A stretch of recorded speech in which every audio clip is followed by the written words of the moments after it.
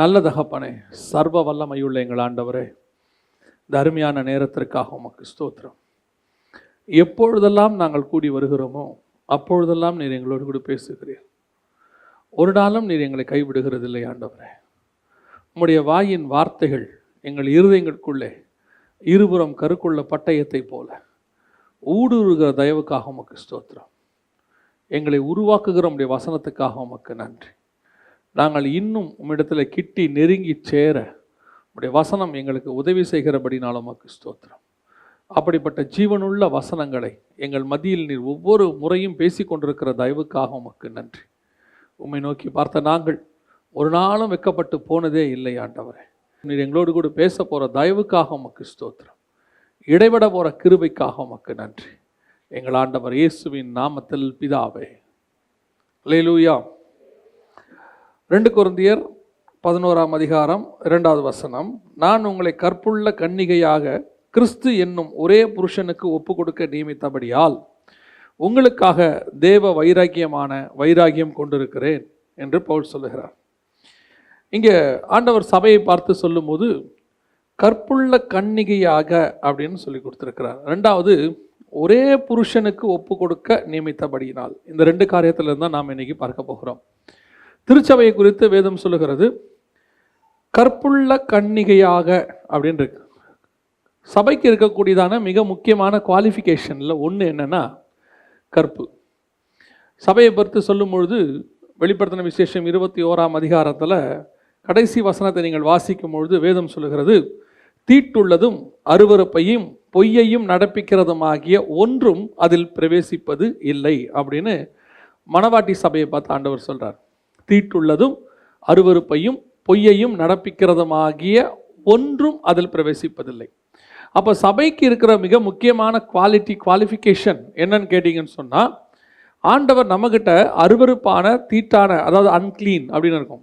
அந்த மாதிரி காரியங்கள் எதையுமே கர்த்தர் நம்ம இடத்துல என்ன செய்யலையா எதிர்பார்க்கவில்லை. சபைக்குள்ளே இருக்கக்கூடாது என்று ஆண்டவர் சொல்கிறார். அப்படிப்பட்டதான குவாலிட்டிஸில் ஒரு குவாலிட்டி என்ன அப்படின்னு கேட்டிங்கன்னு சொன்னால் கற்புள்ளதான சபை. கற்பு என்றால் என்ன? பொதுவாக கற்பு என்பது இன்னைக்கு உலக பிரகாரமாய் பார்க்கும் பொழுது அது சரீர பிரகாரமான ஒரு காரியமாக கருதப்படுது. ஆனால் கற்பு என்பது சரீர பிரகாரமானதும் அல்ல, அது நம்முடைய மன சம்பந்தப்பட்டது, உள்ளான காரியத்தை பொறுத்தது. இப்போ உதாரணமாக திருமணம் ஆகி ஒரு மனைவி ஒரு கணவனோடு கூட இருக்கும் பொழுது அவளைத்தான் நாம் கற்புக்கரசி என்று சொல்லுகிறோம். திருமணமானவங்களை தான் என்ன சொல்லுவோம்? கற்புக்கரசி. அப்போ திருமணம் ஆயிட்டா அவங்க கற்பில்லாதவங்கன்னு அர்த்தம் கிடையாது. வசனத்தின்படி அவங்க யாரு? கற்புக்கரசி. அப்போ கற்பு என்பது சரீர சம்பந்தப்பட்டதல்ல. கற்பு என்பது எதை சம்பந்தப்பட்டது? மனதை சம்பந்தப்பட்டது. அப்போ சபை எப்படிப்பட்டதாக இருக்க வேண்டும் என்று விரும்புகிறார்? நான் ஆவியிலே பேசுகிறேன். சபை என்பதை எப்படிப்பட்டதாக இருக்க வேண்டும் என்று கர்த்தர் விரும்புகிறார்னா கற்புள்ளதான ஒரு சபை. கற்பில்லாதவர்கள் அப்படிங்கிறது யாரை குறிக்கிறது அப்படின்னு கேட்டிங்கன்னா 14ஆம் அதிகாரம் வெளிப்படுத்தின விசேஷத்தில் சியோன் மலையில் நின்று புதுப்பாட்டை பாடுறவங்களுக்கு இருக்கக்கூடியதான குவாலிஃபிகேஷனில் ஒன்றாக கர்த்தர் சொல்கிறது கற்புள்ளவர்கள் அப்படின்னு சொல்கிறார். அப்போ சபைக்கு இருக்க வேண்டிய மிக முக்கியமான குவாலிஃபிகேஷனில் ஒன்று கற்புள்ளதான சபை. கரையற்றதும் திரையற்றதும், எபேசியர் 5:27 சொல்கிறாரு, கரையற்றதும் திரையற்றதுமான சபை, அழுக்கில்லாதது சுருக்கம் இல்லாததான சபை அப்படின்னு வசனம் சொல்லுது. அப்போ நம்ம சபையை குறித்து ஆண்டவர் கொடுக்க வேண்டிய மிக முக்கியமான சாட்சிகளில் ஒன்று என்னன்னு சொன்னால் நாம் கற்புள்ளவர்கள். கர்த்தர் நம்மளை குறித்து சொல்லணும், பார்த்து கற்புள்ளதான சபை. அப்போ கல்யாணம் பண்ணுறதுக்கு முன்னாடி எப்படி ஒரு கணவன் தனக்கு வர வேண்டியதான மனைவி கற்புள்ளவளாக இருக்க வேண்டும் என்று சொல்லி என்ன செய்வார்? எதிர்பார்ப்பார். அப்போ அவர்தான் முதல் திருமணம் செய்ய போகும்போது அவள் கன்னிகையாக இருக்க வேண்டும். அவளை திருமணம் செய்யும் போது அவருடைய கணவர் அவர் தான் ஃபஸ்ட்டு கல்யாணம் பண்ணுறார். அவ்வளோதான், ஒரு கல்யாணம் தான். அப்போது எல்லாரும் விரும்புறது என்ன? தன்னுடைய மனைவி எப்படிப்பட்டவளாக இருக்கணும்? கற்புள்ளவளாக இருக்க வேண்டும் என்று விரும்புகிறார். அதே மாதிரி மணவாட்டி சபையை குறித்து தேவனுக்கும் என்ன இருக்குதான்? ஒரு வைராக்கியம் இருக்குதான். பவுலுக்கும் அந்த வைராக்கியம் இருக்கு. என்ன வைராக்கியம்? நான் என்னுடைய சபையை கொண்டு போய், நான் உருவாக்கின சபையை கொண்டு போய் ஒப்படைக்கும் போது தேவனிடத்தில் நான் எப்படி ஒப்படைப்பேன்? ஒரு கற்புள்ள சபையாக கொண்டு போய் ஒப்படைப்பேன். கரை திரையற்ற சபையாக ஒப்படைப்பேன். தேவனுக்கு முன்பாக சுத்தமான சபையாக நான் ஒப்படைப்பேன். தேவனிடத்தில் போய் அதை நிற்கும் போது ஒரு அருவருப்பும் இல்லாத சபையாக கொண்டு போய் ஒப்படைப்பேன். தேவன் அதை பார்க்கும்போது அதனிடத்துல ஒரு பொய்யும் இருக்கக்கூடாது. கர்த்தர் விரும்புகிற எல்லாம் அந்த சபைகிட்ட இருக்க வேண்டும் என்று கர்த்தர் விரும்புகிறார். அப்போ கற்புள்ளதான சபையாக நாம் இருக்கணும்னா எப்படி கற்புள்ளதான சபை? இப்போ சபைக்கு கற்பு என்பது என்ன? நாம் சரீர அளவிலே குறித்து பேசவில்லை, ஆவிய அளவிலே நான் பேசுகிறேன். சபை கற்புள்ளதாக இருக்கணும்னா என்ன பண்ணணும் அப்படின்னு கேட்டீங்கன்னு சொன்னால், அதுக்கு கீழேயே பவுல் சில உதாரணங்களை சொல்லுகிறார். அவரே அந்த உதாரணத்தையும் சொல்றாரு. அந்த உதாரணத்தை நீங்கள் வாசிங்கன்னா தெளிவாக தெரியும். 3வது வசனத்தை வாசிங்கள். ஆகிலும் சர்ப்பமானது தன்னுடைய தந்திரத்தினாலே ஏவாளை வஞ்சித்தது போல உங்கள் மனதும் கிறிஸ்துவை பற்றிய உண்மையினின்று விலகும்படி கெடுக்கப்படுமோ என்று பயந்திருக்கிறேன். எப்படி ஒரு பெண் கெடுக்கப்படுவாளோ, அவள் கற்பழிக்கப்பட்டாள் என்று சொல்லுகிறோமோ, அதே மாதிரி சபை கெடுக்கப்படும், கற்பழிக்கப்படும். எப்பொழுது? அது உண்மையை விட்டு விலகும் போது, தேவனை பற்றினதான உபதேசத்தை விட்டு விலகும் போது. அதற்கென்று கர்த்தர் ஒரு உபதேசத்தை வைத்து, இந்த சபை, இந்த மனைவி, என் மனவாட்டி இப்படித்தான் இருக்க வேண்டும் என்று அவர் நிர்ணயம் பண்ணி வைத்திருக்கும் போது, அந்த உண்மைத்தன்மையை விட்டு சபை விலகும் போது சபை கற்பை இழக்கிறது என்று வேதம் சொல்லுகிறது. அப்போ இதுக்கு உதாரணமா யாரை சொல்றாரு? ஏவாளை கொண்டு வந்து சொல்கிறார். ஏவாள் வஞ்சிக்கப்பட்டது. அப்போ இங்கே சொல்லப்படுவது, ஏவாள் சரீர அளவிலே கற்பழிக்கப்பட்டாங்களா, கற்பில்லாதவங்களா போனாங்கன்னா இல்லை. ஏவாளுடைய பிரச்சனை வேற. அதைத்தான் இந்த இடத்துல பவுல் உதாரணமாக கொண்டு வர்றார். ஏவாளுக்கு ஒரு பிரமாணம் கொடுக்கப்பட்டது. உங்க எல்லாருக்கும் தெரியும். நமக்கு இது 3ஆம் அதிகாரம் ஆதியாகமத்தின் புஸ்தகத்தில் இருக்கு, 2ஆம் அதிகாரத்தில் 3ஆம் அதிகாரத்தில் இருக்கு. இப்போ ஏவாளுக்கு ஒரு பிரமாணம் கொடுக்கப்பட்டது. அந்த பிரமாணம் ஆதாமின் இடத்துல கொடுக்கப்பட்டது, ஏவாளுக்கு இடத்துல கொடுக்கப்படவில்லை. அந்த பிரமாணம் கொடுக்கப்படும் போது ஏவாள் இல்லவே இல்லை. இப்போ ஆதாம் வழியாக ஏவாளுக்கு அந்த பிரமாணம் வருகிறது. என்ன பிரமாணம்? இப்போ நமக்கெல்லாம் ஒரு கிருபையின் பிரமாணம்னு சொல்கிறோம். இப்போ இஸ்ரவேலர்களுக்கு நியாயப்பிரமாணம்னு சொல்கிறோம், 10 கட்டளைகள். நமக்கு 2 கட்டளை. அதாவது 10 கட்டளையும் கர்த்தர் எங்கே கொண்டு வந்துட்டார்? நியாயப்பிரமாணம் மொத்தத்தையும் 2 கட்டளையில் கொண்டு வந்துட்டார். நமக்கு 2, அவங்களுக்கு 10. ஆனால் ஆதாமுக்கு ஒரே கட்டளை தான். என்ன கட்டளை? நீ இந்த பழத்தை என்ன செய்யக்கூடாது? புசிக்க கூடாது. ஓசியா புஸ்தகத்தில் சொல்லும் போது, ஆதாமை குறித்து சொல்லும் போது, ஆதாம் என் உடன்படிக்கையை மீறினான்ங்கிறார் ஆண்டவர். ஓசியாவின் புஸ்தகம் 6ஆம் அதிகாரம் 7ஆம் வசனத்தில், ஆதாம் என் உடன்படிக்கையை மீறினது போல. அப்ப கர்த்தர் அவனோடு கூட என்ன பண்ணியிருக்கிறாரு? ஒரு உடன்படிக்கை பண்ணியிருக்கிறார். என்ன உடன்படிக்கை பண்ணார்? ஓசியா 6:7, அவர்களோ ஆதாமை போல் உடன்படிக்கையை மீறி அப்படின்னு இருக்கு. ஒவ்வொருத்தருக்கும் ஒரு உடன்படிக்கை இருக்குது. ஆபிரகாமுக்கு ஒரு உடன்படிக்கை. என்ன உடன்படிக்கை?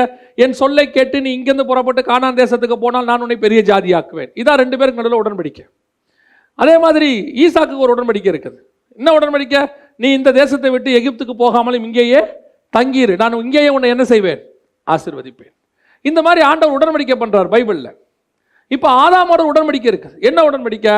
நீ இந்த பழத்தை என்ன செய்யக்கூடாது? சாப்பிடக்கூடாது. இதை நம்ம ஒரு சம்பவமா மட்டுமே பார்த்துக்கிட்டு இருக்கிறோம். இப்ப நம்ம கிட்ட இருக்கிற பிரச்சனை என்னன்னா, பிரச்சனை அல்ல, நமக்கு சொல்லப்பட்ட விதம். நாம இதை ஒரு சம்பவமாவே பார்த்துக்கிட்டு இருக்கிறோம். ஆனா ஆக்சுவலா இதுக்கு பின்னாடி இருக்கிற ஸ்பிரிச்சுவல் விஷயம் என்னன்னா, தேவன் உண்டாக்கின முதலாவது சபை, ஃபர்ஸ்ட் சர்ச் யாருன்னா ஏவாள் தான் ஃபர்ஸ்ட் சர்ச். ஆதாம் அதற்கு தலையாக இருக்கிறார். கிறிஸ்து தான் சபைக்கு தலையாக இருக்கிறார். நாம் சபை சரீரமாக இருக்கிறோம். இப்ப நமக்கு அடையாளம் தான் ஏவாள், கிறிஸ்துவுக்கு அடையாளம் தான் ஆதாம். அதனால தான் வசனம் சொல்லுது, 2ஆம் ஆதாம் ஆகிய 2ஆம் மனுஷன் இவர் வந்தார், அவர் முதலாம் ஆதாம். இப்ப இந்த ஆதாம் வழியாக ஒரு பிரமாணம் கொடுக்கப்பட்டது சபைக்கு. யாருக்கு? ஏவாளுக்கு கொடுக்கப்படுகிறது. என்ன பிரமாணம் கொடுக்கப்படுகிறது? நீங்கள், உங்களுக்கு இந்த பூமியில் எல்லா விதமான ஆசீர்வாதம் உண்டு, நீங்க எல்லாவற்றையும் புசிக்கலாம். ஆனால் ஒன்றே ஒன்று, இந்த பழத்தை மாத்திரம் என்ன செய்யக்கூடாது? விளக்கின கனியை புசிக்க கூடாது. இது பிரமாணம். இந்த பிரமாணத்தை மீற, கர்த்தர் கொடுத்த இந்த கட்டளையை மீற பக்க வழியா இன்னொரு பிரமாணம் உள்ளே நுழையுது. அதைத்தான் கொரிந்தியர்கள் எழுதும் போது யார் எழுதுறாரு? பவுல் எழுதுறாரு. ஏவாள் வஞ்சிக்கப்பட்டது போல இப்ப இன்னொரு உபதேசம் வருது சபைக்குள்ள, ஏதேனுக்குள்ள, தோட்டத்துக்குள்ள வருது ஒரு உபதேசம். என்ன உபதேசம் வருது? அப்படியே நேர்மாறான உபதேசம். தேவன் என்ன சொன்னாரு? சாப்பிட வேண்டான்னாரு. இவங்க என்ன சொல்றாங்க? சாப்பிடலாங்கிறாங்க. தேவன் சொல்றாரு சாப்பிட்டா சாவேங்கிறாரு. அவன் என்ன சொல்றான்? சாப்பிட்டா சாக மாட்டேன்னு சொல்றான். அப்போ தேவன் என்ன பிரமாணம் நமக்கு ஒன்று கொடுக்கிறாரோ, ஒரு சபைக்கு நமக்கு என்ன கொடுக்கிறாரோ, அதற்கு அப்படியே நேர்மாறான ஒரு பிரமாணம் சபைக்குள்ளே வரும். இந்த பிரமாணத்தை நீங்கள் கை கொள்ளுவீர்களானால், வசனம் சொல்லுது, நீங்கள் கற்பை இழக்கிறீர்கள் என்று வசனம் சொல்லுது. இதைத்தான் அங்க அவர் சொல்றார். நீங்கள் கற்பை இழக்கிறீர்கள். கற்புள்ள கன்னிகைனா என்ன? எனக்கு கொடுக்கப்பட்ட உபதேசம் இருக்கே, அது என் கணவனால, என் மணவாளனாகிய இயேசு கிறிஸ்துவால் கொடுக்கப்பட்டதான உபதேசம். அந்த உபதேசம், அந்த பிரமாணம் எனக்குள்ள கடைசி வரைக்கும் இருக்கும்போது நான் அவருக்கு கற்புள்ளவனாக இருக்கிறேன். அவர் சொன்ன வார்த்தைக்கு நான் முழுவதுமாய் கீழ்ப்படியும் போது நான் கற்புள்ளவனாக காணப்படுகிறேன். எப்பொழுது எனக்கு தேவன் என்னுடைய சபைக்கு என்னுடைய ஊழியக்காரன் வழியாக ஒரு பிரமாணத்தை கொடுக்கும் போது, ஒரு காரியத்தை சொல்லும் போது, இதற்கு நேர்மாறான பிரமாணத்தை நான் ஏற்றுக்கொள்கிறேனோ அல்லது வேறொரு காரியத்தை நான் அக்செப்ட் பண்ணி கொள்கிறேனோ, அப்பொழுது நான் கற்பை இழக்கிறேன். சபை என்ன செய்யுது? கற்பிழக்கிறது. இங்கே சரீர பிரச்சனையே வரல, ஆவியின் பிரச்சனை வருது. இன்னைக்கு நமக்கு இது ஒரு பிரச்சனையாவே தெரியல பாருங்களேன். இன்னைக்கு கடைசி காலத்துல இப்ப இந்த பிரச்சனை சபைக்குள்ள பக்க வழியா நுழைஞ்சிருக்கு. கொரிந்தியருக்கு எழுதும்போது அதான் பவுல் சொல்றாரு, நான் இவ்வளவு தூரம் உங்களுக்கு சொல்லிட்டு போனேன், வேறொருத்த வந்து வேறொரு உபதேசம் சொல்லும் போது நீங்கள் ஏற்றுக்கொள்ளுகிறீர்களேன்னு சொல்றாரு. இன்னைக்கு அதான் நுழையுது. இன்னைக்கு உங்களுக்கும் எனக்கும் கொடுக்கப்பட்டிருக்கிறதான பிரமாணம் என்பது கிறிஸ்துவின் மூலமாக கொடுக்கப்பட்டது, அப்போஸ்தலர் வழியாக நமக்கு கொடுக்கப்பட்டது. ஆனா இந்த பிரமாணத்திற்கு பக்க வழியான பிரமாணம் ஒன்று வந்திருக்குது. இன்னும் உங்களுக்கு ஈஸியா புரியணும்னா, இந்த பிரமாணத்தை விட உங்களுக்கு ஈஸியா ஃபாலோ பண்ற மாதிரி வேறொரு உபதேசத்தை இதே சபைகளில் சொல்லி கொடுக்குறாங்க. இந்த சபையில், நம்ம சபையில் இல்லை, கடைசி கால சபைகளில் சொல்லி கொடுக்குறாங்க. இப்போ பாருங்க, ஆதாம் காலத்தில் ஒரு பிரமாணம் இருந்துச்சு. என்னன்னு கேட்டால் மனசாட்சி. உன் மனசாட்சிக்கு தகுந்த மாதிரி நீ செய், அவ்வளோதான். அவங்களுக்கு அந்த காலத்தில் வேறு எதுவுமே கிடையாது. சபை கிடையாது, பாஸ்டர் கிடையாது, பைபிள் கிடையாது, எதுவுமே கிடையாது. உன் மனசாட்சிக்கு ஏற்ற மாதிரி செய். மனசாட்சியில் நீ சூடு உண்டவனா மாறக்கூடாது. அதனால தான் ஒவ்வொரு வாட்டியும் ஆண்டவர் வந்து ஒரு கேள்வி கேட்பாரு, ஆதாமே ஆதாமே எங்கே இருக்கிறாய்? விளக்க வேண்டாம் என்ற கனி புசித்தாயோ? அவன் மனசாட்சி படி ஆமா சாப்பிட்டேன்னு சொல்லியிருந்தா பிரச்சனை ஓவர். அங்கே உடனே அதுக்கு ஒரு ஆண்டவர் ஏதோ ரெமெடி உண்டு பண்ணியிருப்பாரு. அவன் ஒத்துக்கல. ஒத்துக்காம என்ன செஞ்சாரு? ஏவாள் மேலே பழிய போட்டார். ஏவாளையும் கேட்கறது, அவங்களும் பழிய தூக்கி போட்டாங்க. இந்த மனசாட்சி பிரமாணம் எப்போ வரைக்கும்? நோவா காலம் வரைக்கும். இப்போ நோவா காலத்தில் மனசாட்சி பிரமாணம் நோவா காலத்தோட ஃபெயிலியர் ஆயிடுச்சு. இப்போ நோவா கிட்ட கர்த்தர் சொல்றார் 9ஆம் அதிகாரம் ஆதியாகமத்தில், இனிமேட்டு மனசாட்சி பிரமாணம் கிடையாது, நான் இனி பழி வாங்க போறேன்னு சொல்றார். நான் மனுஷனுடைய ரத்தத்துக்கு என்ன செய்ய போறேன்? பழி வாங்க போறேன். அவனுடைய சகோதரனுடைய ரத்தத்துக்கு சகோதரன் கையில் என்ன செய்ய போறேன்? பழி வாங்க போறேன். அப்ப இப்போ என்ன பிரமாணம் வருது? உள்ள நியாய பிரமாணம் வருது. கண்ணுக்கு கண் பல்லுக்கு பல் வருது. இப்போ மனசாட்சி பிரமாணம் போயிருச்சு. இப்போ அடுத்த ஆண்டவர் என்ன கொண்டாட்டார்? லா கொண்டாந்துட்டார், சட்டம். இப்போ சட்டம் வந்த பிறகு சட்டப்பூர்வமாக செய்யறது கஷ்டம், மனசாட்சி படி செய்யறது ஈஸி. இப்ப ஏன் தெரியுமா? உலகமே சட்டப்பூர்வமாக மாறிடுச்சு. ஆண்டவர் என்ன பண்ணிட்டாரு? சட்டம் படி போட்டாரு. நீ மனசாட்சி படி நான் உனக்கு கொடுத்த காலத்தில் நீ என்ன செய்யல? கீழ்ப்படி இல்லை. ஆனா இப்ப நான் உனக்கு என்னத்தை கொண்டாந்துட்டேன்? லா கொண்டாந்துட்டேன். இப்ப லா படி தான் நீ செய்யணும். எப்போ? நியாயப்பிரமாண காலத்தில் நீ ஆட்டுக்குட்டி பலி கொடுக்கணும். அந்த காலத்தில் அதான் பலியெல்லாம் தேவையே இல்லை. அந்த காலத்தில் ஒன்றும் இல்லை, ஒத்துக்கிட்டா போதும். இப்போ அப்படி இல்லைப்பா, உனக்கு பிரமாணம் வந்துருச்சு. ஆனால் பிரமாணங்காலத்தில் எல்லாரும் எப்படி இருந்தான் தெரியுமா? மனசாட்சி படி உண்மையாக இருந்தான். மனசாட்சி படி கரெக்டாக இருந்தால் போதுமா? இல்லை. ஏன்? இப்போ பாடம் வேற பாடம் வந்துருச்சு. இப்படி பழைய பாடத்துக்கு படித்தாலும் வேஸ்ட். இப்போ எல்லாம் நியாயப்பிரமாணம் ஃபாலோ பண்ணும்போது அப்போ யாருமே என்ன ஃபாலோ பண்ணலை? நியாயப்பிரமாணத்தை ஃபாலோ பண்ணாததுனால கடைசியாக இயேசுவோட நியாயப்பிரமாணம் முடிவுக்கு வருது. வந்த பிறகு இப்போ இயேசு கிறிஸ்து இன்னும் கொஞ்சம் ஸ்ட்ராங்காக கேட்டு இப்போ என்ன கொடுத்துருக்கிறாரு? புது பிரமாணம். இதுக்கு பேரு சுயாதீன பிரமாணம், இல்லை கிருபையின் பிரமாணம் பேர். இதை கொடுத்துருக்கிறார். ஆனால் இப்போ எல்லாருக்கும் எது ஈஸியாக இருக்குது? நியாயப்பிரமாணம் ஈஸியாக இருக்குது. ஏன்? நியாயப்பிரமாணத்தின்படி என்ன செஞ்சிடலாம்? சரீர அளவில் பலி கொடுத்து நம்ம ஈஸியாக பண்ணிட்டு போயிடலாம். இப்போ உலகமே இப்போ எதுதான் செஞ்சுக்கிட்டு இருக்குது? நியாயப்பிரமாணம். தங்கள் பாவத்தை சரீரத்தில் தொலைக்க ட்ரை பண்ணிக்கிட்டு இருக்கிறாங்க. ஏதாவது ஒன்று பலி கொடுக்கணும், ஏதாவது ஒரு ஊருக்கு போகணும், ஏதாவது ஒரு இடத்துக்கு போயிட்டு பலி. இப்போ அந்த ஆசை யாருக்கும் இருக்கு? நமக்கு இருக்கு. ஏன்னு சொன்னா நமக்கு பிரமாணம் மாறிட்டு இப்போ நம்ம எப்படி ஆயிட்டோம்? ஸ்ட்ராங். இப்போ இருக்கிற வந்து உபதேசம் ஸ்ட்ராங்கான உபதேசம். என்ன உபதேசம்? அப்போ கொலை பண்ணாதான் பாவம், இப்போ கோவப்பட்டாலே பாவம். அப்போ விபச்சாரம் பண்ணாதான் பாவம், இப்போ சிந்தனை பண்ணாலே பாவம். இப்போ இது கஷ்டமா அது கஷ்டமா? இது கஷ்டம், அது ஈஸி. இப்போ அதோட கம்பேர் பண்ணா இப்போ நம்ம எதை செய்யறதுக்கு ரெடியா இருக்கிறோம்? நியாயப்பிரமாணத்தை செய்யறதுக்கு ரெடியா இருக்கிறோம். ஏன்னா அது ரொம்ப ஈஸி. அப்படியே செஞ்சுட்டா கூட ஏதாவது ஒரு கிராமத்து பக்கம் போய் ஒரு ஆடை வாங்கி பலி கொடுத்தோம்னா பாவம் தொலைஞ்சிரும். இப்போ அப்படி இல்லை. இப்போ முழங்கால் போட்டு பாவ மன்னிப்பு கேட்டு பரலோகத்திலிருந்து உத்தரவு வரணும், உன் பாவத்தை நான் என்ன செஞ்சிருக்கிறேன்? மன்னிச்சிருக்கிறேன்னு. இது கஷ்டம் பாருங்க. அது ரொம்ப ஈஸி. ஒரு ஆசாரியன்கிட்ட ஆடை வாங்கி கொண்டு போய் கொடுத்துட்டு அவன் ஒரு வெட்டு வெட்டிட்டானா முடிஞ்சு போச்சு. கதை முடிஞ்சிருச்சு. நீங்க உள்ளுக்குள்ள மாறணும்னு அவசியமே இல்லை.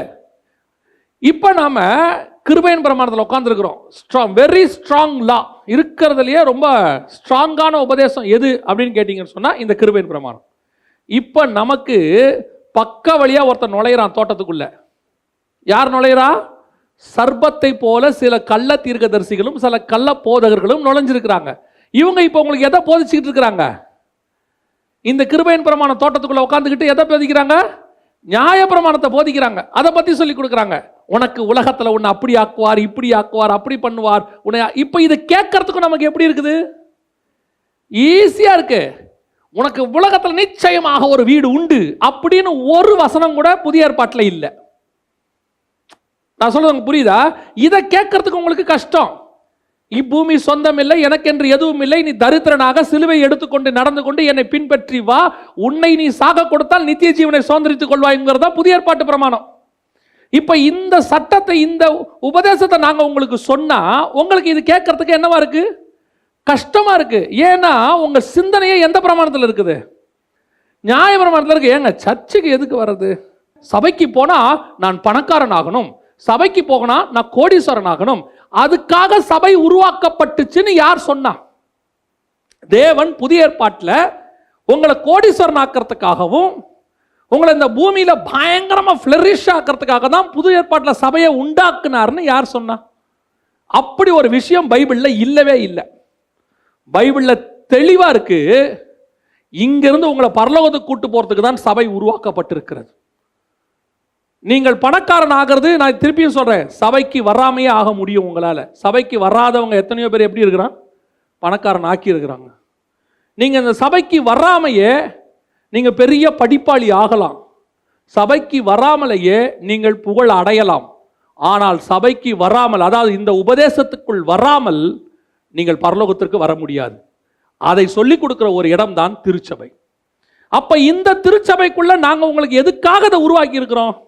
இதுல என்ன கொடுமைன்னா, இந்த உபதேசத்தை உங்களுக்கு சொல்லிக் கொடுக்கிறதுக்கு பதிலாக உங்கள் காதுக்கினிய, உங்கள் மாம்சத்துக்கினிய பிரசங்கத்தை அல்லது அப்படிப்பட்ட உபதேசத்தை சொல்லிக் கொடுக்கக்கூடியவர்கள் பெருகி விட்டார்கள்.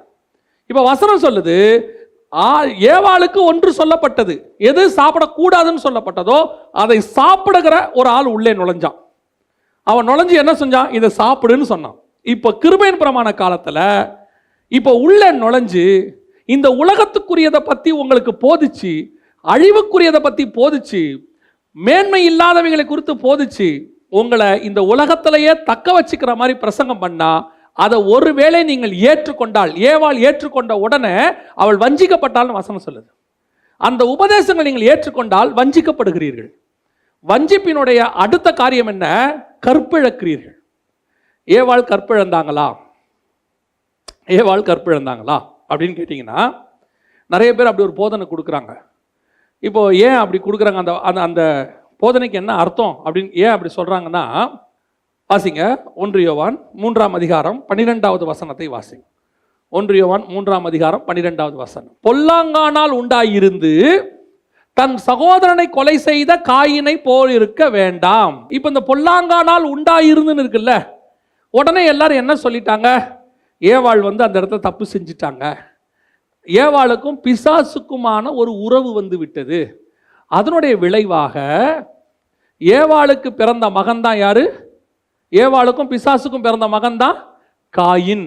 இல்லை, வசனத்தின்படி காயினுக்கு மாம்ச பிரகாரமான தகப்பன் யாருன்னா ஆதாம் தான். ஏன்னா 4ஆம் அதிகாரம் 1ஆம் வசனம் சொல்லுது, ஆதாம் தன் மனைவியை அறிந்தார், அவள் ஒரு மனுஷனை பெற்றாள், ஒரு மனுஷனை பெற்று அவனுக்கு காயின் என்று பெயரிட்டாள். அதில் எந்த மாற்று கருத்தும் இல்லை. இதனுடைய அப்படியே தொடர்ச்சியாக நிறைய கதைகள் போயிருச்சு. கதைகள் போய் தூதர்கள் மனுஷரோட சேர்றாங்க அப்படின்ற மாதிரி உபதேசத்தெல்லாம் கொடுத்துட்டாங்க. அப்படிலாம் ஒன்றுமே கிடையாது. தூதர்களுக்கு அப்படிப்பட்ட சரீரமும் கிடையாது, அவர்கள் மனுஷனோட இணையவும் முடியாது. இங்கே என்ன சொல்லியிருக்கு? பொல்லாங்கானால் உண்டாயிருந்து தன் சகோதரனை கொலை செய்தங்கிறது என்ன அப்படின்னு கேட்டிங்கன்னா, ஏவாள் எப்பொழுது சர்பத்தின் வார்த்தைக்கு கீழ்ப்படிந்தாங்களோ, கணவனுடைய வார்த்தையை விட்டுட்டு எப்ப இன்னொருத்தருடைய வார்த்தைக்கு அவர்கள் கீழ்ப்படிந்தார்களோ அப்பவே அவர்கள் கற்பு போய்விட்டது. அவர்களுக்குள் உருவானவன் பிசாசின் சிந்தனையோடு உருவாயிட்டான். அவங்களுக்குள்ள வந்தது இப்போ பிசாசினுடைய சிந்தனை, அவங்களுக்குள்ள வந்தது பிசாசுக்கு கீழ்ப்படிதல். பிசாசுக்கு கீழ்ப்பட்டபடியினாலே பிறக்கிற குழந்தை சந்ததி எப்படி பிறக்குது? பிசாசாக இருக்கிறது.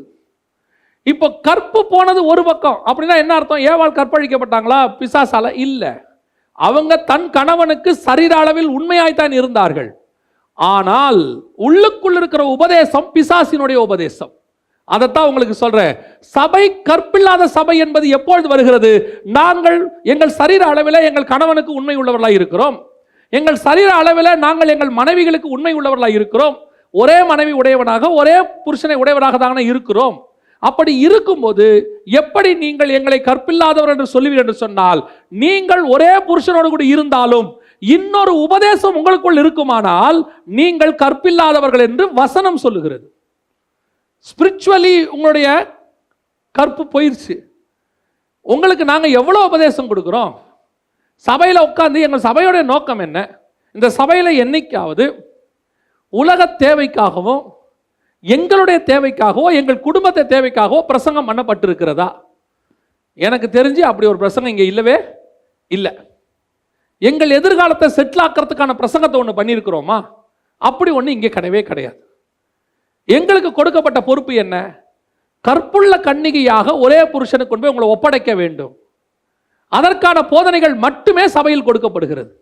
இப்ப இந்த ஏதேனுக்குள்ளேயும் அப்படிப்பட்ட உபதேசங்கள் வருகிற காலம் வந்துருச்சுன்னு சொல்றேன். இப்போ உங்களுக்கும் அந்த உபதேசம் கேட்கறதுக்கு எப்படி இருக்குது? நல்லா இருக்குது. இப்ப பாருங்க, நான் சொல்றது ஒரு உதாரணம். எல்லா பழத்தையும் ஆதாம் சாப்பிட்டாருன்னு வச்சுக்கோங்களேன், சாப்பிட்டு முடிச்சிருப்பார். ஏன்னா எல்லாத்துக்கும் ஒரு பேர் வச்சாரு, மேக்ஸிமம் எல்லாத்தையும் சாப்பிட்டுருப்பாரு. இப்போ அவர் சாப்பிடாத பழம் என்னது? நன்மை தீமை அறியத்தக்க கனியும் ஜீவ விருட்சம். இது ரெண்டு மட்டும் தான் அவர் சாப்பிடல, மிச்சம் எல்லாமே சாப்பிட்றதுக்கு இருக்கு. ஏன்னா எல்லாத்துக்கும் பேர் வச்சுட்டாருன்னு வச்சுக்கோங்களேன். இப்போ இவருக்கு எல்லாத்தையும் சாப்பிட்ட பிறகு இப்போ டைம் இருக்கு, இன்னும் சாப்பிடாத பழம் என்னது? ஆண்டவர் வேண்டான்னு சொன்ன கனி. இப்போ சபையில் நாங்கள் எல்லா உபதேசத்தையும் கொடுக்க கொடுக்க கொடுக்க ஒரு பீரியட்ல உங்களுக்கும் ஒரு விதமான ஆவிக்குரிய அசதி வருது. எப்போ பார்த்தாலும் என்ன செய்யறாங்க? பரிசுத்தம், விசுவாசம், வருக, நியாய தீர்ப்பு, ஆண்டவர் உண்மையா இருக்க சொல்றாரு, ஆண்டவர் வந்து உத்தமமா இருக்க, இப்படி கேட்டு கேட்டு கேட்டு கொஞ்சம் அப்படி லெஷரா இருக்கும்போது திடீர்னு உங்களுக்கு ஒரு ஆள் கொண்டாராம பாருங்க. எப்படி கொண்டு வராங்க? நாங்கள் சொன்ன இந்த உபதேசத்துக்கு ஆப்போசிட்டான ஒரு உபதேசம். ஒரு வீடு இருந்தால் 2 வீடு கொடுப்பார், இந்த வருஷம் நிச்சயமாக நீ ஒரு வீட்டை கட்டவே கட்டுவாய். யார் சொன்னா? இந்த எப்போ உங்களுக்கு அந்த உபதேசத்தை நீங்க உங்க இருதயத்தில் அக்செப்ட் பண்றீங்களோ, இந்த கிருபையின் பிரமாணத்துக்கு ஆப்போசிட்டான ஒரு விஷயத்தை உங்க இருதயத்துக்குள்ள அக்செப்ட் பண்றீங்களோ, அந்த நிமிஷம் உங்களுக்குள்ள இன்னொரு விதை விழுகிறதுன்னு அர்த்தம். இன்னொரு புருஷன், அதாவது பிசாசினுடைய விதை என்ன செய்யுது? நீங்கள் கற்பிழக்க தொடங்குகிறீர்கள்னு அர்த்தம். எத்தனை வருஷம் ஆனாலும் ஒரு வீட்டுக்காரர் தான், ஒரு மனைவி தான், ஒரு வாழ்க்கை தான், ஒரு குடும்பம் தான், ஒரு உபதேசம் மட்டும்தான். No more doctrines. நான் சொல்லல, பவுல் கீழே சொல்லிக்கிட்டே வராரு, நாங்கள் சொல்லிய இந்த உபதேசத்தை அல்லாமல்.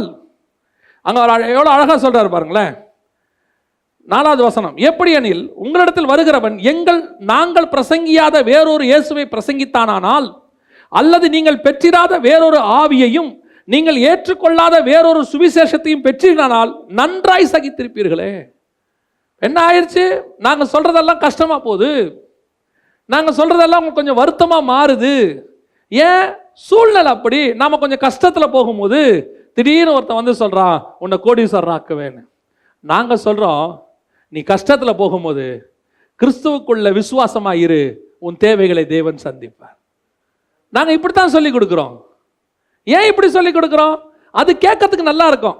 இப்போ எக்ஸாம் நெருங்க நெருங்க, அப்படியே கொஞ்சம் கொஞ்சமா எக்ஸாம் டைம் வர வர இன்னும் நம்ம ஒரு 10 பாடம் படிக்க வேண்டியிருக்கு, பாஸ் ஆகுமா ஃபெயில் ஆகுமான்னு சொல்லும் போது ஒரு நல்ல தாய் தகப்பன் என்ன சொல்லி கொடுப்பாங்கன்னா, கவலைப்படாத, படி, நான் டீ போட்டு கொடுக்குறேன், நைட் நானும் உங்க கூட உட்காடுறேன், வேணா ஒரு டியூஷன் ஏற்பாடு பண்ணுவோம், தைரியமா படி, எழுத வேண்டியது எழுது, மிச்சத்தை பார்த்துக்கலாம், நீ பாஸ் பண்ணிடுவேன்னு இப்படி சொல்லுவாங்க.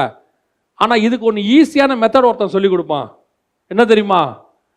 பக்கத்து இடத்துல ஒரு கொஸ்டின் பேப்பர் அவுட் ஆகுதான், 500 ரூபா கட்டினா போதுமா, கொஸ்டின் பேப்பர் கொடுத்துட்றாங்க, நம்ம வாங்கிட்டு வந்து வச்சிடலாம். இன்னொருத்தன் சொல்லுவான், வரக்கூடிய மாஸ்டரை கரெக்ட் பண்ணிடலாம். இன்னொருத்தன் சொல்லுவான் பேப்பரை சேஸ் பண்ணி பாஸ் பண்ணிடலாம். இதெல்லாம் கேட்கறதுக்கு நல்லா தான் இருக்கும். 500 ரூபா கொடுத்தா பாஸ் பண்ணிடலாமோ, உட்காந்து கொஸ்டின் பேப்பர் அவுட் ஆகிடுமோ. நாங்கள் ஸ்கூல் படிக்கிற காலத்தில், நாங்கள் படிக்கிற காலத்தில் எங்களுக்கு அப்புறம் வந்த ஒரு பேட்ச் பசங்க மேக்ஸ் எக்ஸாமுக்கு, நான் சொல்கிறேன் 1990s மேக்ஸ் எக்ஸாமுக்கு நல்லா படிக்கிற பசங்க அவனுங்க. முந்தின நாள் ஒருத்தன் வந்து சொல்லிட்டான், கும்பகோணத்தில் நேற்றே மேக்ஸ் எக்ஸாம் நடந்துருச்சான், கொஸ்டின் பேப்பர் அவுட் ஆயிடுச்சு, நைட்டு 10 மணிக்கு வருது கொஸ்டின் பேப்பர் அப்படின்னு சொன்ன உடனே இன்னைக்கு மத்தியானம் எக்ஸாம் முடிச்சதுலேருந்து எவனும் 10 மணி வரைக்கும் படிக்கவே இல்லை. ஏன்னா கொஸ்டின் பேப்பர் எத்தனை மணிக்கு வருது? 10 மணிக்கு வருது. 10 மணிக்கு வருது. எல்லாம் வெயிட் பண்ணிக்கிட்டே இருக்கிறான். 10:30 மணிக்கு சொல்கிறாங்க கொஸ்டின் பேப்பர் வரல, கிடைக்கல. இதுக்கப்புறம் எல்லாம் புக் எடுத்து ஓடுறான். டென்ஷன்லேயே பாதி பேர் தூங்கிட்டான். எதுக்கு சொல்கிறேன்? இந்த பக்க வழியாய் நுழைகிற உபதேசம் இருக்கிறதே, அது கேட்க சந்தோஷமா தான் இருக்கும். ஆனால் உண்மையான உபதேசம் இருக்கே, அது கை கொள்வதற்கு கஷ்டமா தான் இருக்கும். ஆனால் நேர் வழியாய் போகிற உபதேசம், கற்புள்ள உபதேசம், பக்க வழியாய் நுழைகிறது.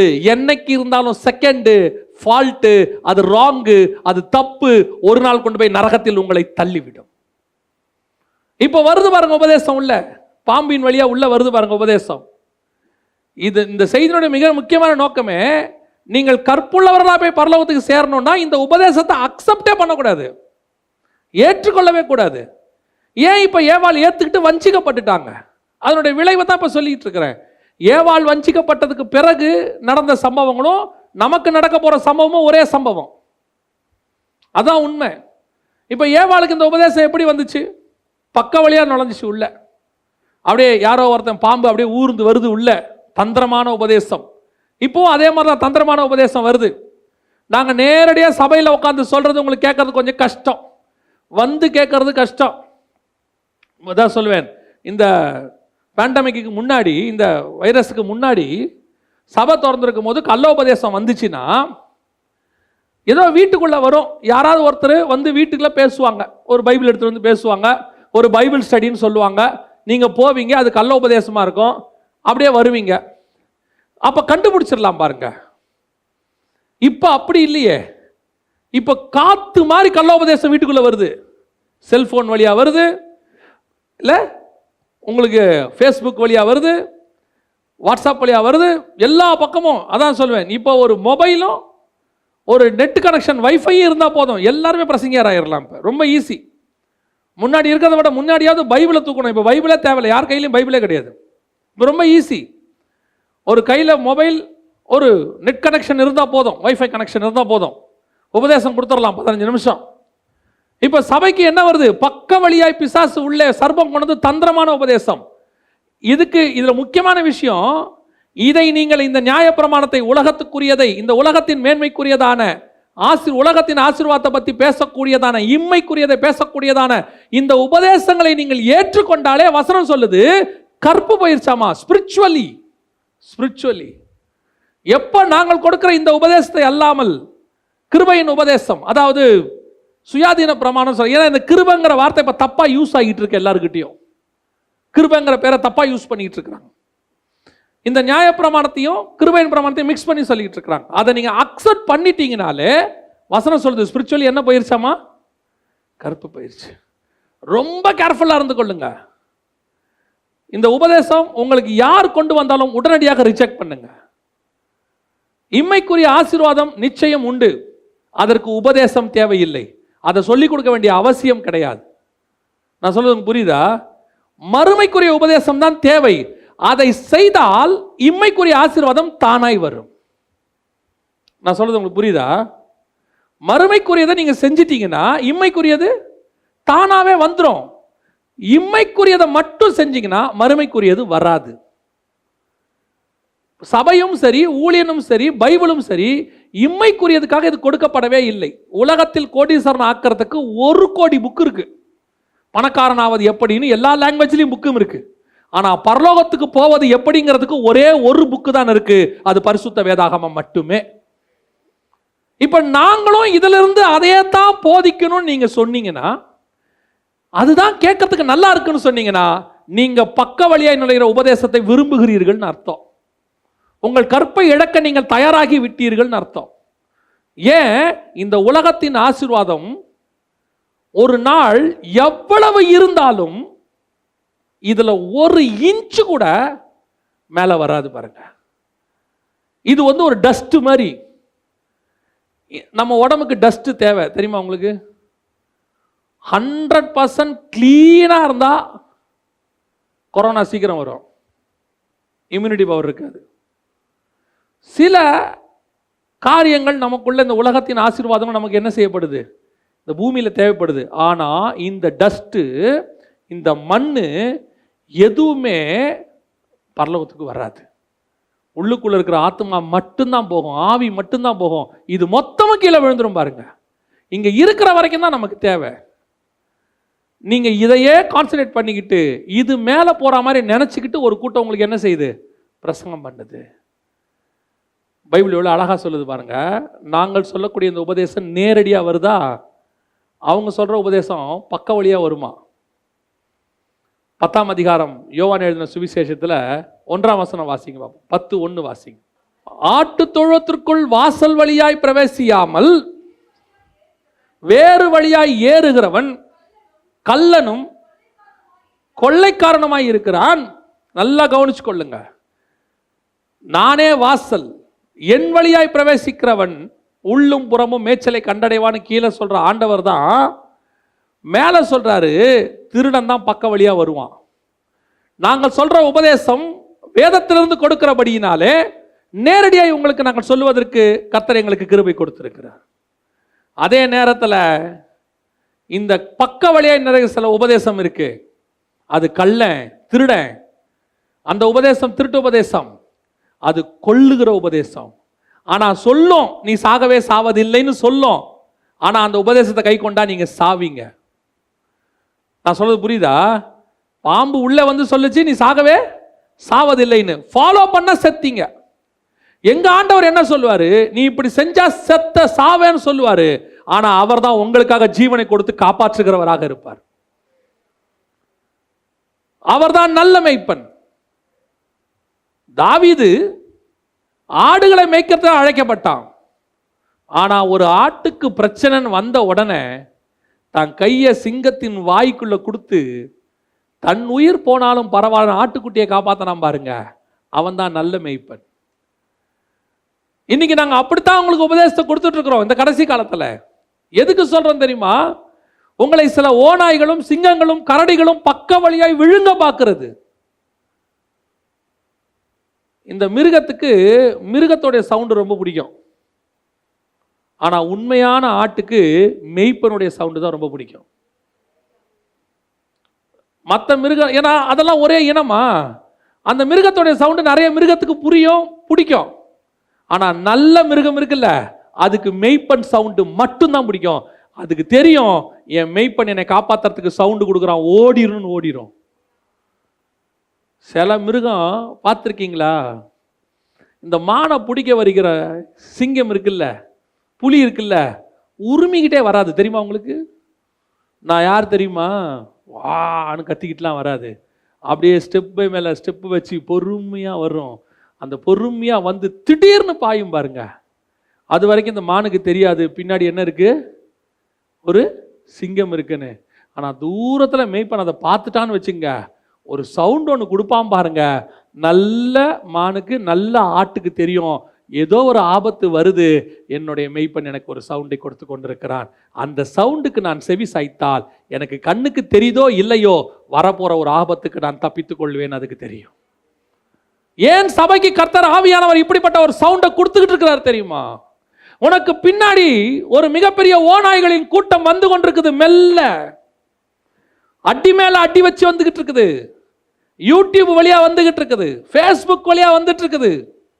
கள்ள உபதேசத்தை போதிக்கிற ஓநாய்கள் அப்படியே கொஞ்சம் கொஞ்சமா உனக்கு உலகத்தை போதிச்சு போதிச்சு போதிச்சு உலகத்தில் உள்ள ஆசீர்வாதத்தை சொல்லி சொல்லி சொல்லி உலகத்திலேயே நீ 100 வருஷம் 1000 வருஷம் இருக்கிற மாதிரி உன்னுடைய சரீரத்துக்கு கிளர்ச்சியை உண்டாக்கக்கூடிய, உன் உணர்ச்சியை தூண்டக்கூடிய உபதேசங்களை கொடுத்து உன்னை அப்படியே விழுங்கக்கூடிய ஓநாய்கள் மெல்ல வருது. இந்த மெல்ல வர்ற சவுண்டை தூரத்தில் இருக்கிற ஆவியானவர் ஸ்மெல் பண்ணிட்டு தான் உனக்கு பேசிக்கிட்டு இருக்கிறாரு. Be careful. இல்லை ஒரு நாள் நீ அடிபட்டு போவ. கொடுக்கிற உபதேசம் ஏதோ நீ கடினமா இருக்குன்னு நினைக்காதீங்க. அந்த உபதேசத்துக்கு நீங்க கீழ்ப்படிஞ்சு பாருங்க. ஒரு நாள் தெரியும், நல்ல வேளை என் மெய்ப்பன் எனக்கு ஒரு சவுண்டை கொடுத்தான், இல்லாவிட்டால் நானும் அவர்களோடு கூட சேர்ந்து அழிந்து போயிருப்பேன். நீங்க அப்படிதான் பக்க வழியா நுழைஞ்சுக்கிட்டு இருக்குது நிறைய. நாம எவ்வளவு சொல்லட்டும் சர்ச்சில், அவங்களுக்கு அதெல்லாம் கஷ்டமா இருக்கு உபதேசம் கேட்கறதுக்கு. அப்படியே ரொம்ப கஷ்டம்.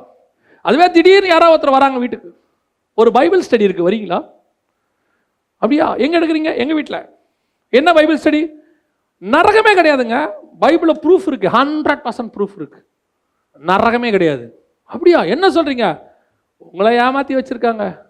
இன்னொன்று தெரியுமா? என்ன? பாவமே கிடையாது பைபிள். எங்க பாவம் இருக்கு? உங்களை உங்க சர்ச்சில் பாவம் இருக்கு, நீ விழுந்து போற, இப்படியெல்லாம் சொல்லி உங்களை நெருக்கி உங்க வாழ்க்கையே நாசம் பண்ணிட்டாங்க. போங்க. ஏங்க, ஒரு வார்த்தை எப்படி சொல்றீங்கன்னு எனக்கு சொல்லுங்க. கிருபையுள்ள தேவன் உங்களை நரகத்தில் தள்ளுவாரா? கொஞ்சம் யோசிச்சு பாருங்க. உடனே ஆமா, உடனே அடிக்கப்படுகிற ஆட்டுக்குட்டி மாதிரி பின்னாடி போறது, அப்படியே போறது. அவன் சொல்லுவான், உனக்கு நரகம் இல்லை, உனக்கு பாவம் இல்லை. அவனுக்கு என்ன? நாளைக்கு நரகத்தில் அவனை தேடி கண்டா பிடிக்க போறீங்க கோடிக்கணக்கான பேர்ல. அன்னைக்கு என்ன தேட போறீங்களா? அது பிசாசுடைய சத்தம். வலு சர்ப்பம் உள்ள வந்துருச்சு தோட்டத்துக்குள்ள. இப்ப கர்த்தர் சொல்லிட்டு இருக்கிறாரு, மனம் திரும்பு, இந்த சவுண்டுக்கு செவி சாய்க்காத. இன்னொரு சத்தத்துக்கு நீ செவி சாய்த்தாயானால், இன்னொரு சத்தத்தை உன் ஆத்மாவுக்குள்ளே நுழைய நீ விடுவாயானால், இன்னொரு உபதேசத்துக்கு நீ உன்னை கீழ்ப்படிவதற்கு தருவாயானால், நாங்கள் சொல்லாத, வேதத்தில் சொல்லாத இப்படிப்பட்டதான கள்ள உபதேசத்துக்கு நீ கீழ்ப்படிவையானால் உன் கற்பை இழக்க தொடங்கி இருக்கிறாய் என்று அர்த்தம். கற்புள்ளாத சபை அந்த கற்புள்ள புருஷனை பார்க்க போகவே முடியாது. எனக்கு இந்த வசனத்தை வாசிட்டு இருக்கும்போது ஒரு ஓமையாக ஒரு காரியத்தை ஆண்டவர் சொல்லி கொடுத்தார். ரொம்ப அது சம்பவம் வேறு, ஆனால் ஆண்டவர் சொல்லி கொடுத்த விதம் வேறு. ரொம்ப நல்லா இருந்துச்சு. தேவன் மரியாளுக்குள்ள வந்துட்டார், குழந்தையாக உள்ளே வந்துட்டார். மரியாள் உள்ளே அந்த பிள்ளை வந்த பிறகு பரிசுத்த ஆவியினால், இயேசுதான் வார்த்தை, இயேசுதான வார்த்தை. இப்போ மரியாளுக்குள்ள என்ன வந்துருச்சு? இயேசுங்கிறதான கிருபையின் பிரமாணம் என்ன வந்துருச்சு? அவளுக்குள்ள வந்துருச்சு. அது வந்த உடனே அந்த கிருபையின் பிரமாணம் உள்ள இருக்கிற வரைக்கும் யோசேப்பினுடைய நியாய பிரமாணம் உள்ள போலையாம் பாருங்க. யோசேப்பு அவளை அறியாது இருந்தான். ஏன்? உனக்குள்ள கிருபையின் பிரமாணமாக இயேசு கிறிஸ்து இருக்கிற வரைக்கும் வெளியே இருக்கிற எந்த பிரமாணம் உனக்குள்ளே வரவே முடியாது. கர்த்தர் அதை தடுத்து வைத்திருக்கிறார். எப்ப இந்த கிருபையின் பிரமாணம் உன்னை விட்டு போகுதோ, வெளியே போகுதோ, எப்ப இது போன உடனே உன்னை நீ நியாய பிரமாணத்துக்கு ஒப்பு கொடுக்கிறியோ, யோசேப்பு மரியாளை அறிந்தான். அதுக்கப்புறம் நிறைய பிள்ளை பிறக்குது, ஆனா எந்த பிள்ளையும் இயேசு கிடையாது. அந்த ஒரு பிள்ளை மட்டும்தான் இயேசு. ஏன்னா அது கிருபையின் பிரமாணம், இது நியாய பிரமாணம். ரெண்டு பிரமாணம் ஒன்னா உனக்குள்ள சபைக்குள்ள இருக்க முடியாது. மரியாள் என்கிற அந்த நியாய பிரமாண சபைக்குள்ள இயேசு கிறிஸ்து கிருபையின் பிரமாணத்தை கொண்டு வருகிறார், மீட்பை கொண்டு வருகிறார். அவர் இருக்கிற வரைக்கும் யோசேப்பு அவளை அறியாதிருந்தான். அந்த பிரமாணம் உள்ள வரல பாருங்க, உலகம் உள்ள வரல. இயேசு வார்த்தை வசனம் உனக்குள்ள இருக்கிற வரைக்கும் உலகம் உனக்குள்ள வராது. கர்த்தர் உனக்குள்ள இருக்கிற வரைக்கும் வேற எதுவும் உனக்குள்ள வர முடியாது. கர்த்தர் அடைச்சு வச்சிருப்பார்.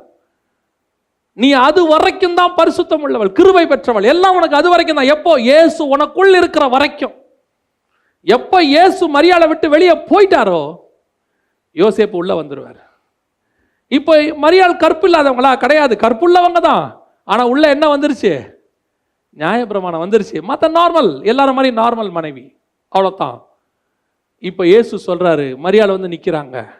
இப்போ இயேசு சொல்றாரு, என் பிதாவின் சித்தத்தின்படி செய்கிறவரே எனக்கு தாயும் தகப்பனும். நான் ஒரு நாள் உனக்குள்ள இருந்தேங்கிற அந்த உறவை வச்சுக்கிட்டு இப்போ நீங்க வந்து நிற்கிறீங்க. எப்போ நான் அந்த பிரமாணத்தை விட்டு வெளியே வந்துட்டேனோ, எப்போ வேற பிரமாணம் உனக்குள்ள வந்துடுச்சோ, அந்த பிரமாணத்தை செய்கிற யாரும் எனக்கு தாயும் தகப்பனுமா இருக்க முடியாது. என் பிதாவின் பிரமாணத்தை செய்கிற இந்த அப்போஸ்தலர்களே எனக்கு தாயும் தகப்பனுமா இருப்பாங்கன்னு ஆண்டவர் சொல்றாரு. என்ன ஒரு வார்த்தை பாருங்க. இயேசு உள்ள இருக்கிற வரைக்கும் வேற பிரமாணம் உள்ள வராது. இயேசு வெளியே வந்துட்டார்னா அதற்கு பிறகு எல்லா பிரமாணம் உனக்குள்ள வந்துடும். ஆண்டவர் ஏதேனில் கொடுத்த பிரமாணம் இருக்கிற வரைக்கும் வேற எதுவுமே செய்ய முடியல. எப்போ ஏதேனுக்குள்ள பிசாசுடைய பிரமாணம் உள்ள வந்துருச்சோ, பிசாசின் உபதேசம் உள்ள வந்துருச்சோ, அதுக்கப்புறம் நீ தோட்டத்துக்குள்ள இருக்கவே முடியாது. அவ்வளவுதான், முடிஞ்சிருச்சு. இதை படிச்சுட்டு இருக்கும்போது ஆண்டவர் சொல்றாரு, இயேசு தேவன் முதலாவது வந்து இவர்களுக்கு என்ன கொடுத்துட்டு போனாரு? நீங்க இந்த வார்த்தைக்கு கீழ்ப்படிங்க, இதை செய்யுங்க அப்படின்னு சொல்லிட்டு போனார். யாருக்கிட்ட? ஃபர்ஸ்ட் சர்ச், ஆதாம்கிட்டையும் ஏவாள்கிட்டையும். இப்போ இவங்க அவர் ரெண்டாம் வருகையில் வரத்துக்குள்ள, ரெண்டாவது வரத்துக்குள்ள, நான் சொல்ல நீங்கள் புரிஞ்சு கொள்வீங்கன்னு நினைக்கிறேன். ஏதேனுங்கிறதான சபைக்குள்ள ஃபர்ஸ்ட் சர்ச்சுக்கு ஒரு பிரமாணம் கொடுத்துட்டு கீழ்ப்படிய சொல்லிட்டு போறாரு. அவர் ரெண்டாவது வரத்துக்குள்ள சபை பாவத்தில் விழுந்துருச்சு. விழுந்த உடனே இயேசு வருகிற சத்தம் கேட்குது. தேவரீர் தோட்டத்தில் உலாவுகிற சத்தத்தை கேட்டு, இப்ப இங்க வசனம் சொல்லுது, மணவாளன் வருகிறார் என்கிற சத்தம் கேட்டது. இந்த சத்தத்தை கேட்ட உடனே ரெண்டு பேரும் ஓடி போய் என்ன செஞ்சிட்டாங்க? ஒளிஞ்சிட்டாங்க. புத்தி இல்லாத கன்னிகைகள் என்ன செஞ்சிட்டாங்க? எண்ணெய் வாங்க போயிட்டாங்க. ஏன்னா நிர்வாணம், இப்ப எண்ணெய் இல்லை, என்ன பண்றது தெரியல. இப்ப ஆண்டவர் பார்த்தார், ஓகே, இவங்க ரெண்டு பேரும் வெளியே தள்ளி கதவை, ஏதேன் கதவை அடைச்சிட்டாரு. அதான் வசனம் சொல்லுது, அவர் உள்ளே சென்று கதவை அடைத்து கொண்டார். வந்து தட்டுறாங்க, ஆண்டவரே ஆண்டவரே, கர்த்தாவே கர்த்தாவே. ஒன்று எனக்கு தெரியாது. முதலாம் வருகையில் கொடுக்கப்பட்டதான அந்த பிரமாணத்தை அவர்கள் கீழ்ப்படியாமல் போனபடினால ரெண்டாவது வரும்போது நீங்கள் அவரை சந்திக்க முடியாது. காரணம், அந்த வேறொரு பிரமாணம் உள்ளே வந்துருச்சு. கற்பு இல்லாதவர்களாய் போயிட்டாங்க. இப்போ உங்களை கொண்டு போய் கற்புள்ளவர்களாக ஒப்படைக்கவே முடியாது. ஏங்க இப்போ என்னங்க மாற்றம் இருக்கு? ஏவாளுக்கிட்டையும் ஆதாம்கிட்டையும் என்ன மாற்றம் இருக்கு? பழம் தானே சாப்பிட்டாங்க, சரீரம் அப்படியே தானே இருக்கு. ட்ரெஸ் இல்லாமல் தானே இருந்தாங்க, அதே ட்ரெஸ் இல்லாமல் தானே இப்பயும் இருக்காங்க. என்ன மாற்றம் இருக்கு? அந்நிய உபதேசம் உனக்குள்ள வந்து நீ எப்போ அதுக்கு கீழ்ப்படிஞ்சிட்டியோ அப்பயே உன் கற்பு போயிடுச்சின்னு அர்த்தம். இப்போ நீங்க சொல்லுவீங்க, இதுல என்னங்க இருக்கு? எல்லாரும் தானே ஃபாலோ பண்றாங்க, எல்லா சபையும் தானே ஃபாலோ பண்ணுது, இவ்வளோ ஸ்ட்ரிக்டான உபதேசம் எதுக்குங்க? எல்லாரும் செய்யறதா நாங்களும் செய்யறோம், நாங்க பேசாம அந்த சர்ச்சுக்கு போறோம். எஸ், யூ கேன், தப்பே கிடையாது. அவங்க செய்யறது நாங்களும் செய்யறோம், செய்யலாம். மணவாளன் வரும்போது உங்களுக்கு அந்த டிஃபரன்ஸ் தெரியும், உங்களுக்கே தெரியும். அவருக்கு முன்பாக நிற்க பாத்திரவான்களாய் இருக்கும்படிக்கு தான் நம்மளை ஆண்டவர் உருவாக்கி இருக்கிறாரு. இப்போ ஏவாளுக்கு என்ன பிரச்சனை? பழந்தானே சாப்பிட்டாங்க. முன்னாடியும் நான் ட்ரெஸ் இல்லாமல் தான் இருந்தேன், இப்பயும் பின்னாடியும் நான் ட்ரெஸ் இல்லாமல் தான் இருக்கிறேன். என்ன இப்போ போய் தேவனுக்கு முன்னாடி நின்னா என்ன? அவருக்கு தெரியவா போகுது நான் தான் பழம் சாப்பிட்டேனே? ஆதாம், நீங்களும் சொல்லாதீங்க, நானும் சொல்ல வேண்டாம். ரெண்டு பேரும் பழம் சாப்பிட்டது சொல்லவே வேண்டாம். ஆஸ் யூஷுவல் கையை கோத்துட்டு போய் நிற்போம். நிற்க முடிஞ்சிச்சா? நிற்க முடியாது. ஏன்? வேறொரு பிரமாணம் அவருக்குள்ள இருக்கு. அந்த சபைக்குள்ள வேற பிரமாணம் நிற்கும் போது அது கற்பில்லாத சபை, அது தேவனுக்கு முன்பாக நிற்க முடியாது. எலியாவை எடுத்துக்கொள்ளுங்க. எலியா கிட்ட இருக்கக்கூடியதான ஒரே பெஸ்ட் குவாலிட்டி என்ன தெரியுமா? அவனுக்குன்னு இருக்கிற பட்ட பேர் என்ன தெரியுமா? கர்த்தருக்கு முன்பாக நிற்கிற நான். 1 ராஜாக்கள் 17 இருக்கட்டும் 18 இருக்கட்டும், எல்லாத்திலையும் அவன் சொல்ற வார்த்தை என்னன்னா, கர்த்தருக்கு முன்பாக நிற்கிற நான். இப்போ எலியா ஓரேபுக்கு ஓடிட்டார், இரவு பகல் 40 நாள் ஓடிட்டார். இப்போ ஒரு மலைக்குள்ள போய் குகைக்குள்ள தங்கி இருக்கிறார். இப்போ தேவன் சொல்றாரு, 1 ராஜாக்கள் 19:7 9 வசனத்துல நீங்க வாசிச்சு பார்த்தீங்கன்னா தேவன் சொல்றாரு, வந்து எனக்கு முன்பாக நில். எலியாவே, உனக்கு இங்க என்ன வேலை? 13வது வசனம் வரைக்கும் எலியா அவருக்கு முன்பாக வந்து நிக்கல. ஏன் நிக்கல? எலியா வந்து நிக்க வேண்டியதானே, கூப்பிட்டா வந்து நிக்க வேண்டியதானே, ஏன் நிக்கல? எலியாவுக்கு தெரியும், நான் ஓடினதெல்லாம் நல்லா தான் இருந்துச்சு, ஓடுற வரைக்கும் ஒன்றும் தெரியல, இப்போ இவர் வரும்போது தான் எனக்கு தெரியுது நான் ஏதோ என்ன பண்ணியிருக்கிறேன், மிஸ்டேக் பண்ணியிருக்கிறேன். சாப்பிட்டது அவர் கொடுத்த அப்பந்தான், சாப்பிட்டது பரலோகத்தில் வந்த தண்ணி தான், எல்லாமே அவர் கொடுத்தது தான் சாப்பிட்டேன், அது பலத்தில் தான் நான் ஓடினேன், செஞ்சதெல்லாம் அது அவருடைய பலத்தில் தான் செஞ்சேன். ஆனால் வேற ஏதோ ஒரு மிஸ்டேக் எனக்குள்ள இருக்கு. ஏன் உனக்கு அந்த மிஸ்டேக்கு? என்னவோ தெரியல, என்னால் அவரை பார்க்க முடியல, என்னால் போய் நிற்க முடியல. ஏன்? நான் சரீரத்தில் எல்லாம் கரெக்டாக இருக்கேன், என் ஆத்மாவுக்குள்ள ப்ராப்ளம் ஒன்று வந்துருச்சு. என் ஆத்மாவுக்கு ஆத்மா மணவாளனை பார்க்க விட மாட்டேங்குது. சில நேரத்தில் சொல்லுவாங்க தெரியுமா, போலீஸ்காரங்க கண்ணை பார்த்து பேசுகிறாம்பாங்க. தப்பு செய்கிறவன் எதை பார்த்து பேச மாட்டான்? கண்ணை பார்த்து பேச மாட்டான். கண்ணை பார்த்து பேசுறதுக்கு பயம் வரும். அப்படி அலை பாஞ்சிக்கிட்டே இருக்கும். அங்கே பார்ப்பான், இங்கே பார்ப்பான், அப்படி பார்ப்பான், இப்படி பார்ப்பான், இப்படி பார்ப்பான், நேராக பார்க்க மாட்டான். ஏன் பார்க்க மாட்டேன்? நீ தப்பு செஞ்சுதான் அவருக்கு தெரியாதே. அது நீ தானே மறைவாக செஞ்சிருக்கிற. நான் மறைவாக தான் செஞ்சேன், ஆனால் என் ஆத்மாவுக்கு தெரியுது. என் ஆத்மாவால் நேருக்கு நேர் பார்க்கவே முடியாது. என் சரீரத்தில் செய்த தவறுக்கே என்னால் அப்படி மனுஷனை நேருக்கு நேர் பார்க்க முடியலனா, என் ஆத்துமாவில் செய்த தவறுக்கு நான் எப்படி என் தேவனை நேருக்கு நேர் போய் பார்ப்பேன்? அதனால தான் மரத்துக்கு பின்னாடி போய் ஒளிஞ்சுக்கிட்டான், இவன் போய் குகைக்குள்ள ஒளிஞ்சுக்கிட்டான். இவர்களை வந்து தேவன் கூப்பிட வேண்டியிருக்கு. சபைக்குள்ளையும் அப்படித்தான். எங்களுக்கு தெரியாது, பாஸ்டருக்கு தெரியாது, போதிக்கிறவனுக்கு தெரியாதுன்னு நினைச்சுக்கிட்டு உன் வீட்டுக்குள்ள கள்ள உபதேசமோ, உனக்குள்ள ஒரு கள்ள உபதேசமோ, உனக்குள்ள ஒரு தவறான காரியங்களோ மறைமுகமாக இருக்கும்போது யாருக்கும் தெரியல நினைச்சுக்கிட்டு இருந்தீங்கன்னா, God knows very well. கர்த்தருக்கு தெரியும், உன்னால் கர்த்தரை நேருக்கு நேர் பார்க்க முடியாது. ஏன்? உன்னை அறியாமலேயே உன் ஆவிக்குரிய கற்பு போய்கொண்டிருக்கிறது. அதான் பைபிள் சொல்லுது, உன்னை கற்புள்ள கன்னிகையா ஒப்படைக்கணும்னு எனக்கு ஒரு வைராக்கியம் இருக்கு. சில நேரத்தில் வாலிப பிள்ளைங்கிட்ட அப்பா அம்மா ரொம்ப ஸ்ட்ரிக்டாக இருப்பாங்க. எப்போ ஸ்ட்ரிக்டாக இருப்பாங்க அப்படின்னா, அந்த வாலிப பிள்ளையோடைய நடக்கையில் அவங்களுக்கு ஒரு பயம் வரும்போது, இல்லை அவங்க போகிற வழியில் கொஞ்சம் ஏதாவது ஆபத்து இருக்குதுன்னு அவங்க நினச்சாங்கன்னா என்ன செய்வாங்க? எக்ஸ்ட்ரா கேர் எடுப்பாங்க. அந்த போகிற வழியில் யாராவது கிண்டல் பண்ணுற மாதிரி இருந்தால் உடனே இவங்க கூட்டிகிட்டு போய் கூட்டிகிட்டு வருவாங்க. இல்லை அது போகிற வர வழியில், எங்கள் காலத்தில் நான் சொல்கிறேன், 30 வருஷத்துக்கு 20 வருஷத்துக்கு முன்னாடி ஸ்ட்ரீட் லைட்ஸ் இருக்காது, இருட்டாக இருக்கும். அப்படி இருந்தால் நல்ல அப்பாவோ அண்ணனோ என்ன பண்ணுவாங்கன்னா, அது பஸ் இறங்குற இடத்துல வந்து என்ன செய்வாங்க? நிற்பாங்க, நின்று கூட்டிகிட்டு போவாங்க. ஏன்னா அங்கே என்ன இருக்குது? இருட்டு இருக்குது, என் பிள்ளைக்கு ஏதாவது நடந்துருமோ, எக்ஸ்ட்ரா கேர். எப்போ எடுப்பாங்க? அதே நேரத்தில் இறங்கி நேராக ஒரே ரோடு, 2 பக்கமும் நல்ல வீடு வாசல் எல்லாம் உட்காந்து பேசிக்கிட்டு இருப்பாங்க. வெளிச்சம் இருக்கும்போது அப்பாவே சொல்லுவார், அதான் எல்லாரும் இருக்காங்க, நடந்து வந்துரு, எனக்கு இது எதுக்கு ஒரு ஆள் உனக்கு அப்படிம்பாரு. ஏன்? ஒரு ஆபத்து வரும்னு தெரியும் போது we will take extra care. அதைத்தான் பவுல் சொல்றாரு, எனக்கு தெரியுது சபைக்குள்ள பிரச்சனை வருதுன்னு. அந்த பிரச்சனை வரும்போது எங்கே உனக்குள்ள ஆவிக்குரிய கற்பழிப்பு நடந்து விடுமோ என்று நான் பயப்படுகிறேன். உன்னை கொண்டு போய் தேவனிடத்தில் கற்புள்ள கன்னிகையை ஒப்படைப்பதற்கு நான் ஆவியிலே வைராக்கியம் கொண்டிருக்கிறேன். இது ஒவ்வொரு ஊழியக்காரனுக்குள்ளேயும் வரணும், ஒவ்வொருத்தருக்குள்ளேயும் வரணும். என்னை நம்பி கொடுத்த சபையை, என்னை நம்பி கொடுத்த ஆத்துமாவை, என்னை நம்பி கொடுத்த ஊழியத்தை கற்புள்ளதாக கடைசி வரைக்கும் கொண்டு போய் என் கர்த்தர் கரத்தில் நான் ஒப்படைக்க வேண்டும். அதை நான் விட்டுவிடக்கூடாது. நடுவில் சிங்கம் வரும், கரடி வரும், ஓநாய் வரும், கள்ள உபதேசம் வரும், பக்க வழியாய் நுழையும், பின்வாசல் வழியாய் நுழையும், எனக்கு தெரியாம கூட வரும். ஊழியக்காரனுக்கு தெரியாமையே விசுவாசி வீட்டுக்குள்ள கள்ள உபதேசம் வரும். அப்படியும் வரக்கூடாது என்று பவுல் விரும்புகிறார். இந்த வைராக்கியம் ஒவ்வொரு ஊழியக்காரனுக்குள்ளேயும் இந்த கடைசி காலத்தில் வந்துருச்சுன்னா, வசனம் சொல்லுது, அந்த ஒரே புருஷனுக்கு நான் கொண்டு போய் பத்திரமாய் உங்களை ஒப்படைத்து விடுவேன். ஒரு ஊழியக்காரனுக்குள்ள எப்போ தெரியுமா திருப்தி வரணும்?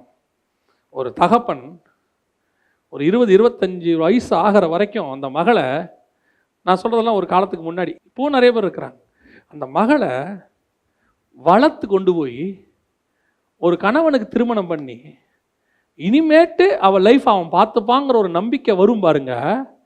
அன்னைக்கு தான் அவனுக்கு என்ன வரும்? ஒரு சாட்டிஸ்ஃபேக்ஷன், ஒரு நிம்மதி வரும். இனிமேட்டு அவன் டேக் கேர் பண்ணிப்பான், நம்ம அடுத்த பிள்ளையோடைய வேலையை பார்க்கலாம், இல்லை நம்முடைய கடைசி காலத்துக்கான வேலையை பார்க்கலான்ற திருப்தி அவனுக்கு அப்போ தான் ஆரம்பிக்கும். ஒரு ஊழியக்காரனுக்கு எப்போ தெரியுமா அந்த சாட்டிஸ்ஃபேக்ஷன் வரணும்? இயேசுவின் கையில் கொண்டு போய் எப்போ என்னை நம்பி கொடுத்த ஊழியத்தை பத்திரமாய் கொண்டு போய் அத்தனை ஆத்துமாக்களை நான் ஒப்படைத்து, மணவாளனே என்னை பேணி காக்கும்படி பாதுகாக்கும்படி கொடுத்த மந்தையை நான் பத்திரமாய் ஒப்படைத்து விட்டேன்னு சொல்லி கொடுக்குறானோ, அன்னைக்கு தான் அவனுக்கு சாட்டிஸ்ஃபேக்ஷனே வரணும். அன்னைக்கு தான் அவன் வாழ்க்கையில் திருப்தி வரணும். அது வரைக்கும் அந்த தகப்பன் தூங்க மாட்டான் தெரியுமா? நல்ல தூக்கம் வராது. இந்த பிள்ளைக்கு அப்படி செய்யணும், அப்படி ஒரு மாப்பிள்ளையை பார்க்கணும், கல்யாணத்துக்கு இந்த வேலை பார்க்கணும், அதை செய்யணும், அதை பற்றி யோசிச்சுக்கிட்டே இருப்பான். அது போன பிறகுதான் அவனுக்குள்ள ஒரு நிம்மதி வரும். அது மாதிரி தான் நமக்கு இருக்கணும். நீங்கள் எல்லாம் கற்புள்ள கன்னிகையாய் ஒரே புருஷனுக்கென்று நியமிக்கப்பட்டிருக்கிறீர்கள். இந்த இடத்துல பவுல் ஒரு காரியம் சொல்றார், அதை மாத்திரம் நான் சொல்லிட்டு முடிக்கிறேன். 2வதாக, நம்ம அத்தனை பேரையும் ஒரே புருஷனுக்கென்று நியமித்திருக்கிறாராம். அது என்ன ஒரே புருஷன்? இதை வாசிக்கும் போது எனக்கு ரொம்ப ஒரு பெக்குலியரா இருந்துச்சு. கிறிஸ்து என்னும் புருஷனுக்குன்னா முடிஞ்சு போச்சு தானே, அது என்ன கிறிஸ்து என்னும் ஒரே புருஷனுக்கு அப்படின்னும் போது எனக்கு ஆண்டவர் ஞாபகப்படுத்துனது என்னன்னா, 4ஆம் அதிகாரம் யோவான் எழுதின சுவிசேஷம் 8வது வசனம். சமாரியா நாட்டாள் ஆகிய ஒரு ஸ்திரீ அங்கே தண்ணி எடுக்க வருகிறாள். அப்படிதானே இருக்குது. வரும்போது 18வது வசனம் வாசிங்க. 4:18. எப்படி எனில் 5 புருஷர்கள் உனக்கு இருந்தார்கள், இப்பொழுது உனக்கு இருக்கிறவன் புருஷன் அல்ல, உள்ளபடி சொன்னாய் என்றாய். இயேசு கிறிஸ்து இப்படி ஒரு பர்சனல் லைஃபை பேசுற ஆண்டவரா? இயேசு கிறிஸ்து இப்படி ஒரு பர்சனல் லைஃப்ல நீ 5 பேரோட வாழ்க்கையை நடத்திக்கிட்டு இருக்க இப்படி உட்கார்ந்து சீப்பா பேசுவாரா?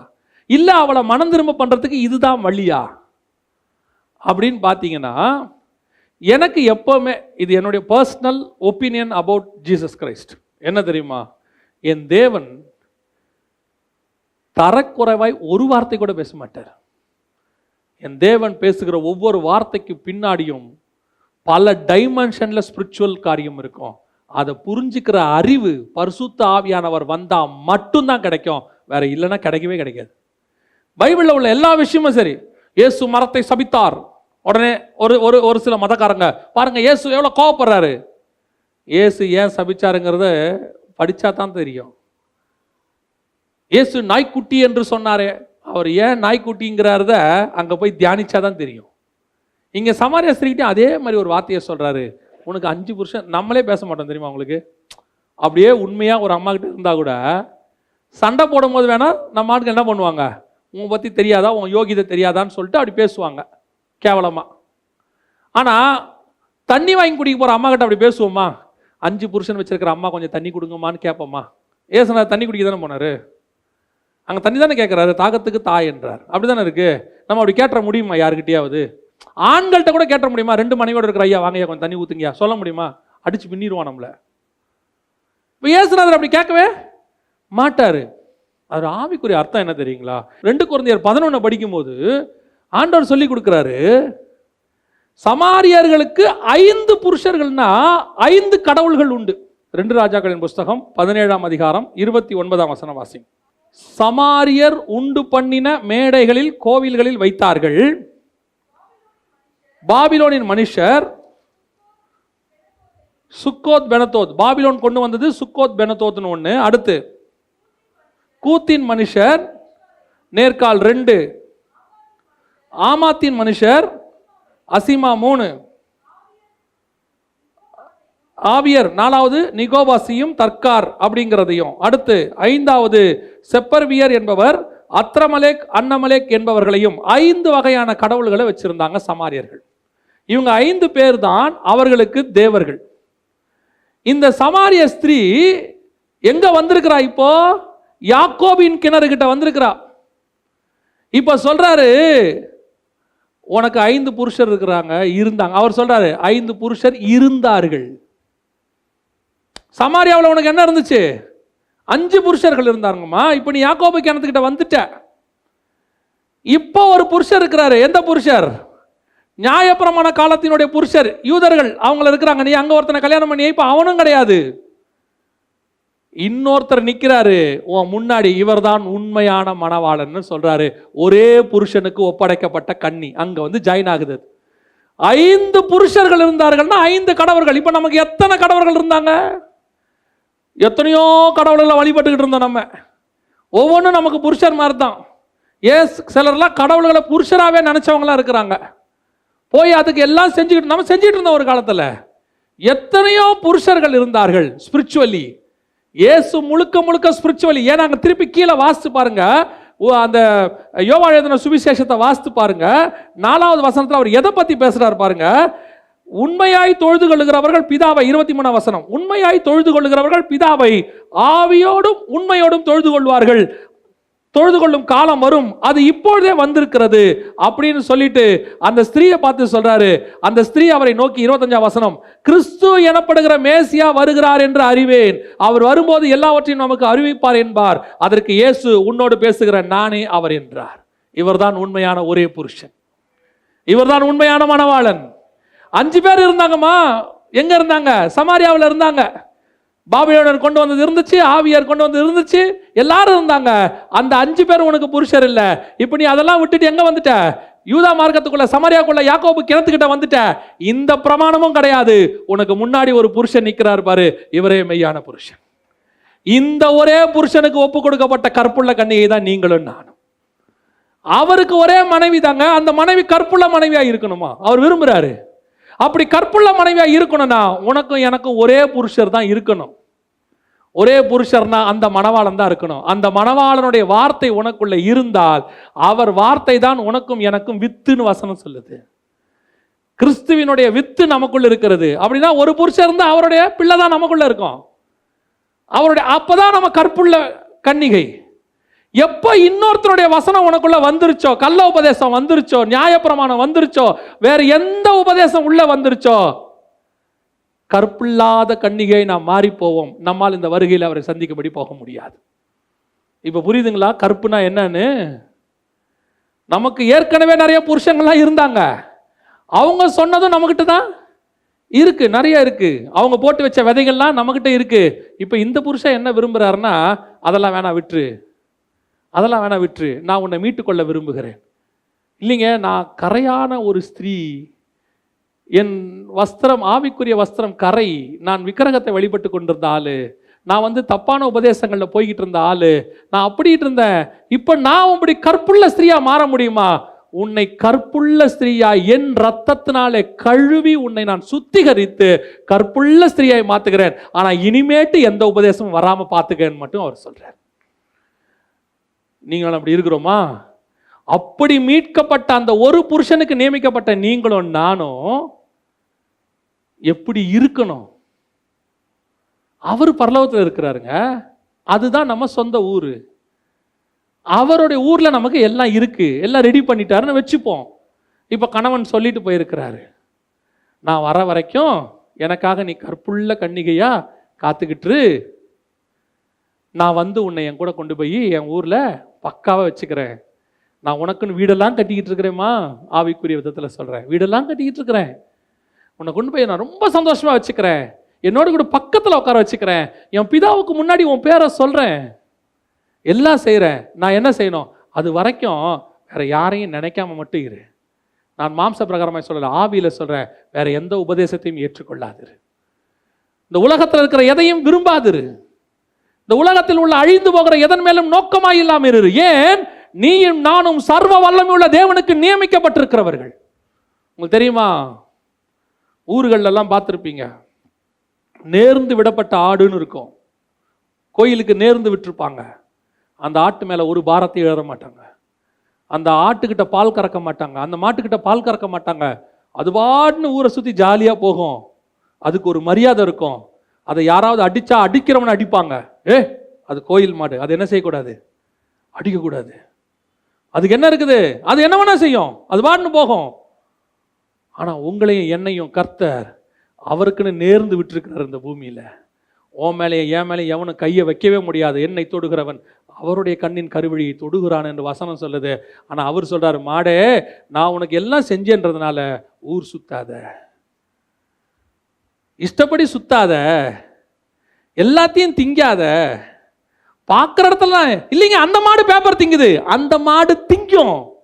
நீ எனக்கென்று நியமிக்கப்பட்டவள்.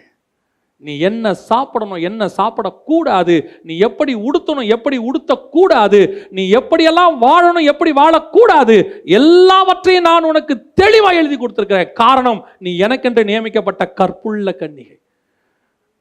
உனக்குள்ள ஒரு மாசு மறு வந்தாலும் உன்னை நாங்கள் கூட்டிட்டு போக முடியாது எங்க அப்பா கிட்ட. ஏன்னா எங்க அப்பா யார் தெரியுமில்ல, அவர் எங்கிட்டயே பரிசுத்தம் பார்த்தவர். பிதா எப்படிப்பட்ட தேவனா? உண்மையும் பாவத்தை பார்க்க மாட்டாத சுத்த கண்ணன். அப்படிப்பட்ட அப்பா கிட்ட கொண்டு போய் உன்னை இன்ட்ரோடியூஸ் பண்ண போறேன். அப்ப நீ எப்படிப்பட்ட கற்புள்ள கன்னிகையா இருக்கணும்? இப்போ போய் ஒரு ஏர்போர்ட்ல நின்னாலே உடம்புக்குள்ள எதையாவது பதுக்கி வச்சிருக்கிறோமான்னு ஸ்கேனர் பார்த்துருமாமா. எங்க அப்பாக்குறாரு, அங்கிருந்து இங்கிருந்து ஸ்கேன் பண்ணி ஆத்மாக்குள்ள பார்த்துட்டு வரா உள்ள யாராவது வச்சிருக்கிறியான்னு. நீ ஊரை ஏமாத்திரலாம், தேவனை ஏமாற்ற முடியாது. நீங்க ஊழியக்காரனை ஏமாத்திரலாம், தசமங்காணிக்க கொடுத்துடலாம், நல்ல காசு கொடுத்துடலாம். நிறைய பேருக்கு இன்னொரு கான்செப்ட் இருக்கு, என்ன தெரியுமா?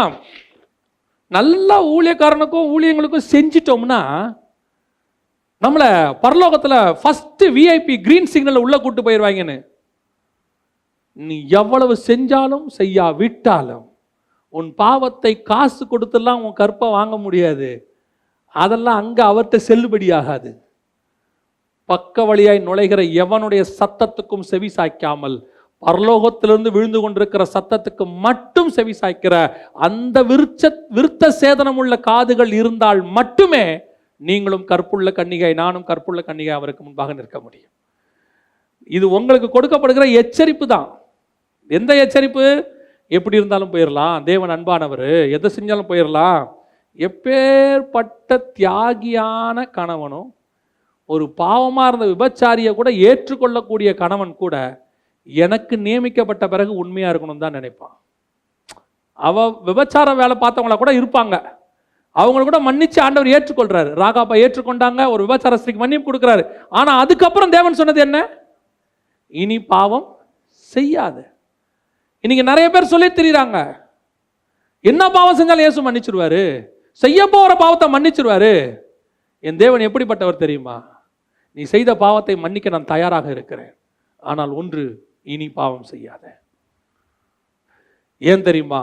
நான் உனக்காக ஒரு கற்புள்ள கணவனாக காத்து கொண்டிருக்கிறேன், நீ எனக்காக கற்புள்ள கன்னிகையாய் காத்து கொண்டிரு.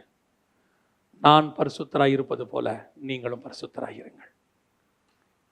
இதுல எங்கேயாவது, நான் திருப்பியும் சொல்றேன், சரீரத்தை விட 100 மடங்கு நீங்கள் உங்கள் ஆத்துமாவில உண்மை உள்ளவர்களாக இருக்கணும். நிறைய பேர் நம்மகிட்ட இருக்கிற பிரச்சனை என்னன்னா, சரீரத்தில் என்ன செய்ய மாட்டோம்? தப்பு செய்ய மாட்டோம். உண்மை உள்ளவர்களாக இருப்போம், கணவனுக்கும் இருப்போம், கர்த்தருக்கும் இருக்கும். ஆனால் எங்கே தப்பு நடக்கும் தெரியுமா? கொஞ்சம் ஆவிக்குரிய வாழ்க்கையில் வளர்ச்சி வர வர வர அந்நிய போதனை என்னும் ஒரு கற்பை கெடுக்கக்கூடிய காரியம் உள்ளே வரும். அதில் ரொம்ப கேர்ஃபுல்லாக இருங்க. கடைசியாக ஒன்று சொல்லிட்டு நான் முடிக்கிறேன். இப்போ ஏவாள்கிட்ட அந்நிய போதனை வந்துருச்சு. எங்கே நுழைஞ்சிருச்சு? தோட்டத்துக்குள்ளே நுழைஞ்சிருச்சு, ஏவாளுக்குள்ளே வந்துருச்சு. அந்த போதனை கருவாகி உருவாகி யாரா பிறகுது? காயினா பிறகுதாமா. 1 யோவான் 3:12 வாசிக்கிறோம். பொல்லாங்கானால் உண்டான காயினை போல. நீங்க நினைச்சுக்காதீங்க, இந்த உபதேசம் வந்த உடனே உங்களுக்குள்ள கிரியை செய்யும், வந்த உடனே தெரிஞ்சிடும். அதெல்லாம் தெரியாது. காயின் பிறக்கிறதுக்கு எத்தனை மாசம் ஆச்சு? அவங்க பிசாசோட பேச்சை கேட்டு பழம் சாப்பிட்டு அதுக்கப்புறம் தான் ஆதாம் யாரை அறிந்தாரு? ஏவாளை அறிந்தார். அதுக்கப்புறம் காயின் எப்போ பிறந்திருப்பாரு? 10 மாசம் கழிச்சு. அப்போ உபதேசம் உள்ள வந்து அது குழந்தையா பிறக்கிறதுக்கு எவ்வளோ மாசம் ஆகும்? அப்போ உபதேசம் உடனே தெரியாது, கொஞ்ச நாள் ஆகும். சபைக்குள்ள வந்தது, வீட்டுக்குள்ள வந்தது, உனக்குள்ள வந்தது, நீ உன்னுடைய கற்பு போனதே உனக்கு என்ன செய்யாது? ஏவாளுக்கு என்ன தெரியும்? நான் ஆதாமுகிட்ட உண்மையா தானே இருக்கிறேன், ஒரே புருஷனுக்கு நியமிக்கப்பட்ட கன்னிகை தானே. இல்லை ஏவாள், நீ ஏற்கனவே ஒருத்தனுக்கு இடம் கொடுத்துட்ட உள்ள. இல்லையே, பாம்பு கிட்ட பேசதான் செஞ்சேன், நீ பேசதான் செஞ்ச. அவன் வார்த்தை என்னும் விதை உனக்குள்ள விழுந்துருச்சு. அங்கேயே அன்னைக்கே ஆவிக்குரிய கருப்பு அடி வாங்கிருச்சு. நான் சபைக்கு சொல்லுகிறேன், எந்த போதனையாவது கேட்டுட்டு வந்துட்டு இங்கே வந்துக்கிட்டு அவர் அப்படி பேசுறாரு, அமெரிக்காவில் ஒரு போதகர் இப்படி பேசுறாரு, ஆப்பிரிக்காவில் ஒருத்தர் இப்படி செய்கிறாரு, நார்த் இந்தியாவில் ஒருத்தர் இந்த மாதிரி பேசுறாருன்னு சொல்லிக்கிட்டு இங்கே வராதிங்க. இங்கே கொடுக்குற உபதேசம் வேதத்திலிருந்து கொடுக்கப்படுகிற உபதேசம், உங்களை ஒரே புருஷனுக்குன்னு நியமிக்கப்பட்ட கன்னிகையாய் ஒப்படைப்பதற்கான உபதேசம். அந்நிய போதனை உள்ள வந்துச்சுன்னா ஒரு நாள் இல்லை ஒரு நாள் கண்டிப்பாக அது கற்பம் தரிக்கும். ஒரு நாள் இல்லை ஒரு நாள் அது பிள்ளை பெறும், சபைக்குள்ள வரும். அது சபைக்குள்ள பிள்ளை பிறக்கும், ஒரு நாள் கண்டிப்பா வெடிக்கும். ஏன் தெரியுமா? அது பிசாசோட பிள்ளை, சபைக்குள்ள ஒரு நாள் வெடிக்கும். நிறைய ஊழியக்காரங்களுக்கு அந்த விதை விழுந்தது தெரியாது. திடீர்னு பார்த்தா ஒரு 6 மாசம் கழிச்சு 8 மாசம் கழிச்சு பாருங்க, சபைக்குள்ள அந்த கள்ள உபதேசம் வெடிக்கும். 10 பேர் காணாம போவான். அந்த சபையில் வந்து எவ்வளவு அழகா அங்கே போனவங்கெல்லாம் கார் வாங்கிட்டாங்க. அங்கே போனவங்களாம் கார் வாங்குவாங்க. அமெரிக்காவுக்கு போனால் கூட தான் கார் வாங்கிடுவாங்க. யூகேக்கு போனால் எல்லாரும் கார் வாங்கிடுவாங்க. ஏன் தெரியுமா? டூ வீலரில் போக முடியாது, அங்கே குளிர் அப்படி இருக்கும். அங்கெல்லாம் கார் சீப்பாக கிடைக்கும். எல்லாரும் கார் வாங்குறவெல்லாம் கரெக்டானவன்லாம் அர்த்தம் இல்லை. என் சபைக்கு வரவெல்லாம் பரலோகத்துக்கு போவாங்கிற கான்ஃபிடென்ட் எனக்கு என்னைக்கு வருதோ அன்னைக்கு தான் அது கற்புள்ளதான சபை. சபைக்கு நீங்கள் அதுக்கு தான் வந்தீங்க. அதை மட்டும் மனசில் நல்லா வச்சுக்கொள்ளுங்க. இந்த உலகத்தின் போதனைகளுக்கு இடம் கொடுக்காதீங்க. திருப்பியும் சொல்கிறேன், உங்கள் மாம்ச இச்சைகளை, உங்களுடைய கண்களின் இச்சையை, ஜீவனத்தின் பெருமையை, மாம்சத்தின் இச்சையை சாட்டிஸ்ஃபை பண்ணுற எந்த உபதேசத்துக்கும் செவி சாய்க்காதீங்க. அதுக்கு உபதேசமே தேவையும் இல்லை, அதுக்கு சபையும் வேலை, அதுக்கு ஊழியக்காரனும் வேண்டாம். ஏன்னா அதுக்கு உலகமே போதும், அவங்களே சொல்லி கொடுத்துருவாங்க. நான் சொல்றது புரியுதா? உலகத்திலேயே பணக்காரன் எப்படின்னு சொல்லி கொடுத்துருவாங்க. இங்கே சொல்லி கொடுக்க வேண்டியது பரலோகத்துக்கு போவது எப்படிங்கிறதுக்கு தான் இது. அந்த ஒரு புருஷனுக்கு நீ கற்புள்ள கன்னிகையா இருக்கணுங்கிறது தான் இது. உனக்கு இம்மைக்குரியதை பற்றி ஒருத்தன் பேசுறான்னா அவன் தேவனால் அனுப்பப்பட்டவன் அல்ல. அது பக்க வழியாய் நுழைந்த சர்ப்பம். உன்னுடைய ஆசை இச்சைகளை தீர்ப்பதற்கென்று ஒரு உபதேசம் கொடுக்கப்படுதுன்னா அது பக்க வழியாய் நுழைந்த சர்ப்பம். உன்னுடைய ஆத்மாவுக்கு ஒரு உபதேசம் கொடுத்து உன்னை பரலோகத்துக்கு கூட்டிட்டு போகுதுன்னா அது கர்த்தரால் நியமிக்கப்பட்டதான ஊழியக்காரன் மெய்ப்பன் என்ற அர்த்தம். அவன் உன்னை ஆயத்தப்படுத்தி அந்த ஒரே புருஷனுக்கு கற்புள்ள கன்னிகையை கொண்டு போய் ஒப்படைப்பான். அல்லேலூயா. நாம ஜெபம் பண்ண போறோம். எல்லா தேவனுக்கு முன்பாக கண்களை மூடி ஆண்டவரை நோக்கி பார்க்க போகிறோம். எல்லாம் ஒப்பு கொடுத்து ஜெபம் பண்ணுவோமா? தேவனை நோக்கி பார்ப்போமா? ஒரே ஒரு நிமிஷம் ஆராய்ந்து பாருங்க. ஒரே ஒரு நிமிஷம் ஆராய்ந்து பாருங்க. ஸ்பிரிச்சுவலி நீங்க கற்புள்ளவங்களா இருக்கீங்களான்னு மட்டும் பாருங்க. உங்க உலக பிரகாரமா நான் பேசவே இல்லை. நாம எல்லாருமே தேவனுக்கு முன்பாக உண்மை உள்ளவங்க தான். ஒரே மாம்ச பிரகாரமாக ஒரு கணவன் ஒரு மனைவியோடு தான் நம்ம வாழ்க்கையை ஓட்டிகிட்டு இருக்கிறோம். ஒருவேளை சில நேரங்களில் உங்கள் சிந்தனைகளில் இந்த உலக பிரகாரமான போராட்டங்கள் வந்திருக்கலாம். அதை நீங்கள் மேற்கொள்வது எளிது. ஆவியானவர் உங்களுக்கு துணை செய்வார். ஆனால் நான் சொல்லக்கூடிய கற்பு ஸ்பிரிச்சுவல் கற்பு. ஸ்பிரிச்சுவலி உங்களுக்குள் இந்த உலகத்தின் ஆசைகள், அதற்கேற்ற உபதேசங்கள், இந்த உலகத்தை ஆதாயம் பண்ணத்தக்கதாக, இந்த மாம்ச இச்சைகளை திருப்திப்படுத்தத்தக்கதான உபதேசங்கள். நான் தேவ சமூகத்திலிருந்து தைரியமாய் சொல்லுவேன், என் இயேசு கிறிஸ்துவினுடைய உபதேசத்தை மட்டும்தான் உன் ஆத்துமாவை திருப்திப்படுத்தக்கூடிய உபதேசம். என் இயேசுவால் அனுப்பப்பட்ட உண்மை உள்ள ஊழியக்காரர்கள் மட்டும்தான் உன் ஆத்துமாவை திருப்திப்படுத்தக்கூடிய உபதேசத்தை கொடுக்க முடியும். என் தேவனால் அனுப்பப்படாதவன் என்பதை நீ எப்படி புரிந்து கொள்ளலாம் தெரியுமா?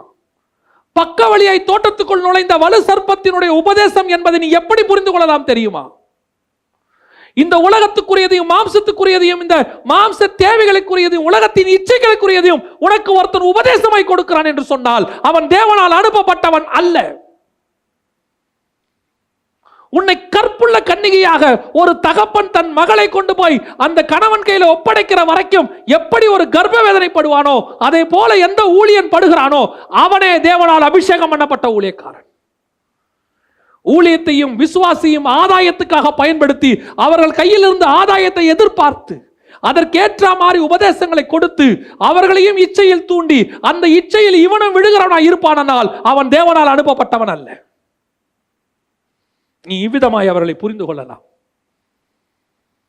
உலகம் அவர்களுக்கு பாத்திரமாய் இருக்கவில்லை. அவர்கள் ஆட்டுக்குட்டியின் தோலை போர்த்தி கொண்டு, மாட்டு தோலை போர்த்தி கொண்டு தங்களை மறிக்கவும் அவர்கள் ஒப்பு கொடுத்தார்கள். சிலர் பட்டயத்திற்கு தங்களை ஒப்பு கொடுத்தார்கள். சிலர் தங்கள் பிள்ளைகளை சாக ஒப்பு கொடுத்தார்கள். சிலர் அக்கினியை ஜெயித்தார்கள். ஏன் இவ்வளவு பாடு தெரியுமா? அவங்க இம்மைக்குரியவங்களா இருந்திருந்தாங்கன்னா இந்த பிரச்சனையெல்லாம் அவங்களுக்கு இல்லை. அவங்க மறுமைக்குரியவங்களா இருந்ததுனால தான் இந்த இம்மையில் அவ்வளோ பிரச்சனையை சந்திச்சு ஜெயிச்சாங்க. இந்த முழு வேதாகமும், குறிப்பா புதிய ஏற்பாடு முழுவதும் மறுமைக்குரியதை குறித்தே பேசுகிறது. இம்மைக்குரியது தானாய் வரும், தானாய் வரும். நீ ஆராய்ந்து பார். இனி எனக்கு உலகம் பாத்திரமானதல்ல, நான் தேவனையும் அவரையும் பரலோக ராஜ்யத்தையும் முன்னிறுத்துவேன். பின்பு இவையெல்லாம் எனக்கு கூட கொடுக்கப்படும் என்று நான் அறிந்திருக்கிறேன். இத்தனை ஆண்டு காலம் உன்னுடைய வயது 35, 40, 50, 60, 70, பலத்தின் மிகுதால் 80 இருக்கலாம். இத்தனை ஆண்டு காலம் உன்னை நடத்தின ஆண்டவர் ரிமைனிங் டேஸ்ல நடத்தாம போயிடுவாரா? இத்தனை வருஷம் நீ கேட்டு கேட்டு தான் நடத்தினாரா? இத்தனை வருஷம் நீ கிளைம் பண்ணி தான் கர்த்தர்கிட்ட பில் வாங்கினியா? இத்தனை வருஷம் நீ பெற்ற ஆசீர்வாதங்கள் எல்லாம் நீ கேட்டதுனால உனக்கு கிடைச்சிச்சா, இல்ல கர்த்தர் உனக்கு கொடுத்ததா? நீ அவரை அறியாதிருந்த போதே உன்னை அவ்வளவு அழகாய் நடத்தி கொண்டு வந்த தேவன் அறிந்த பிறகா உன்னை கைவிட போகிறார்? உன் தாயின் கருவில நீ அவரை தெரியாத போது நீ வெறும் ஒரு சதை பிண்டமாக இருந்த காலத்திலே உன்மேல் கண் வைத்து ஆலோசனை கொடுத்து உன்னை ஜீவனோடு கூட வெளியே எடுத்து இம்மட்டும் நடத்தின தேவன் இனிமேலா உன்னை கைவிட போகிறார்? இன்னும் நீ இம்மைக்குரியதுக்காக அவரை தேடுவாயானால் உன்னை போலையும் என்னை போல பரிதபிக்கப்பட்டவன் உலகத்தில் ஒருவனும் இருக்கவே முடியாது. நாம் அவரால் ஆவியோடும் உண்மையோடும் தொழுது கொள்ளும்படி அழைக்கப்பட்டவர்கள்.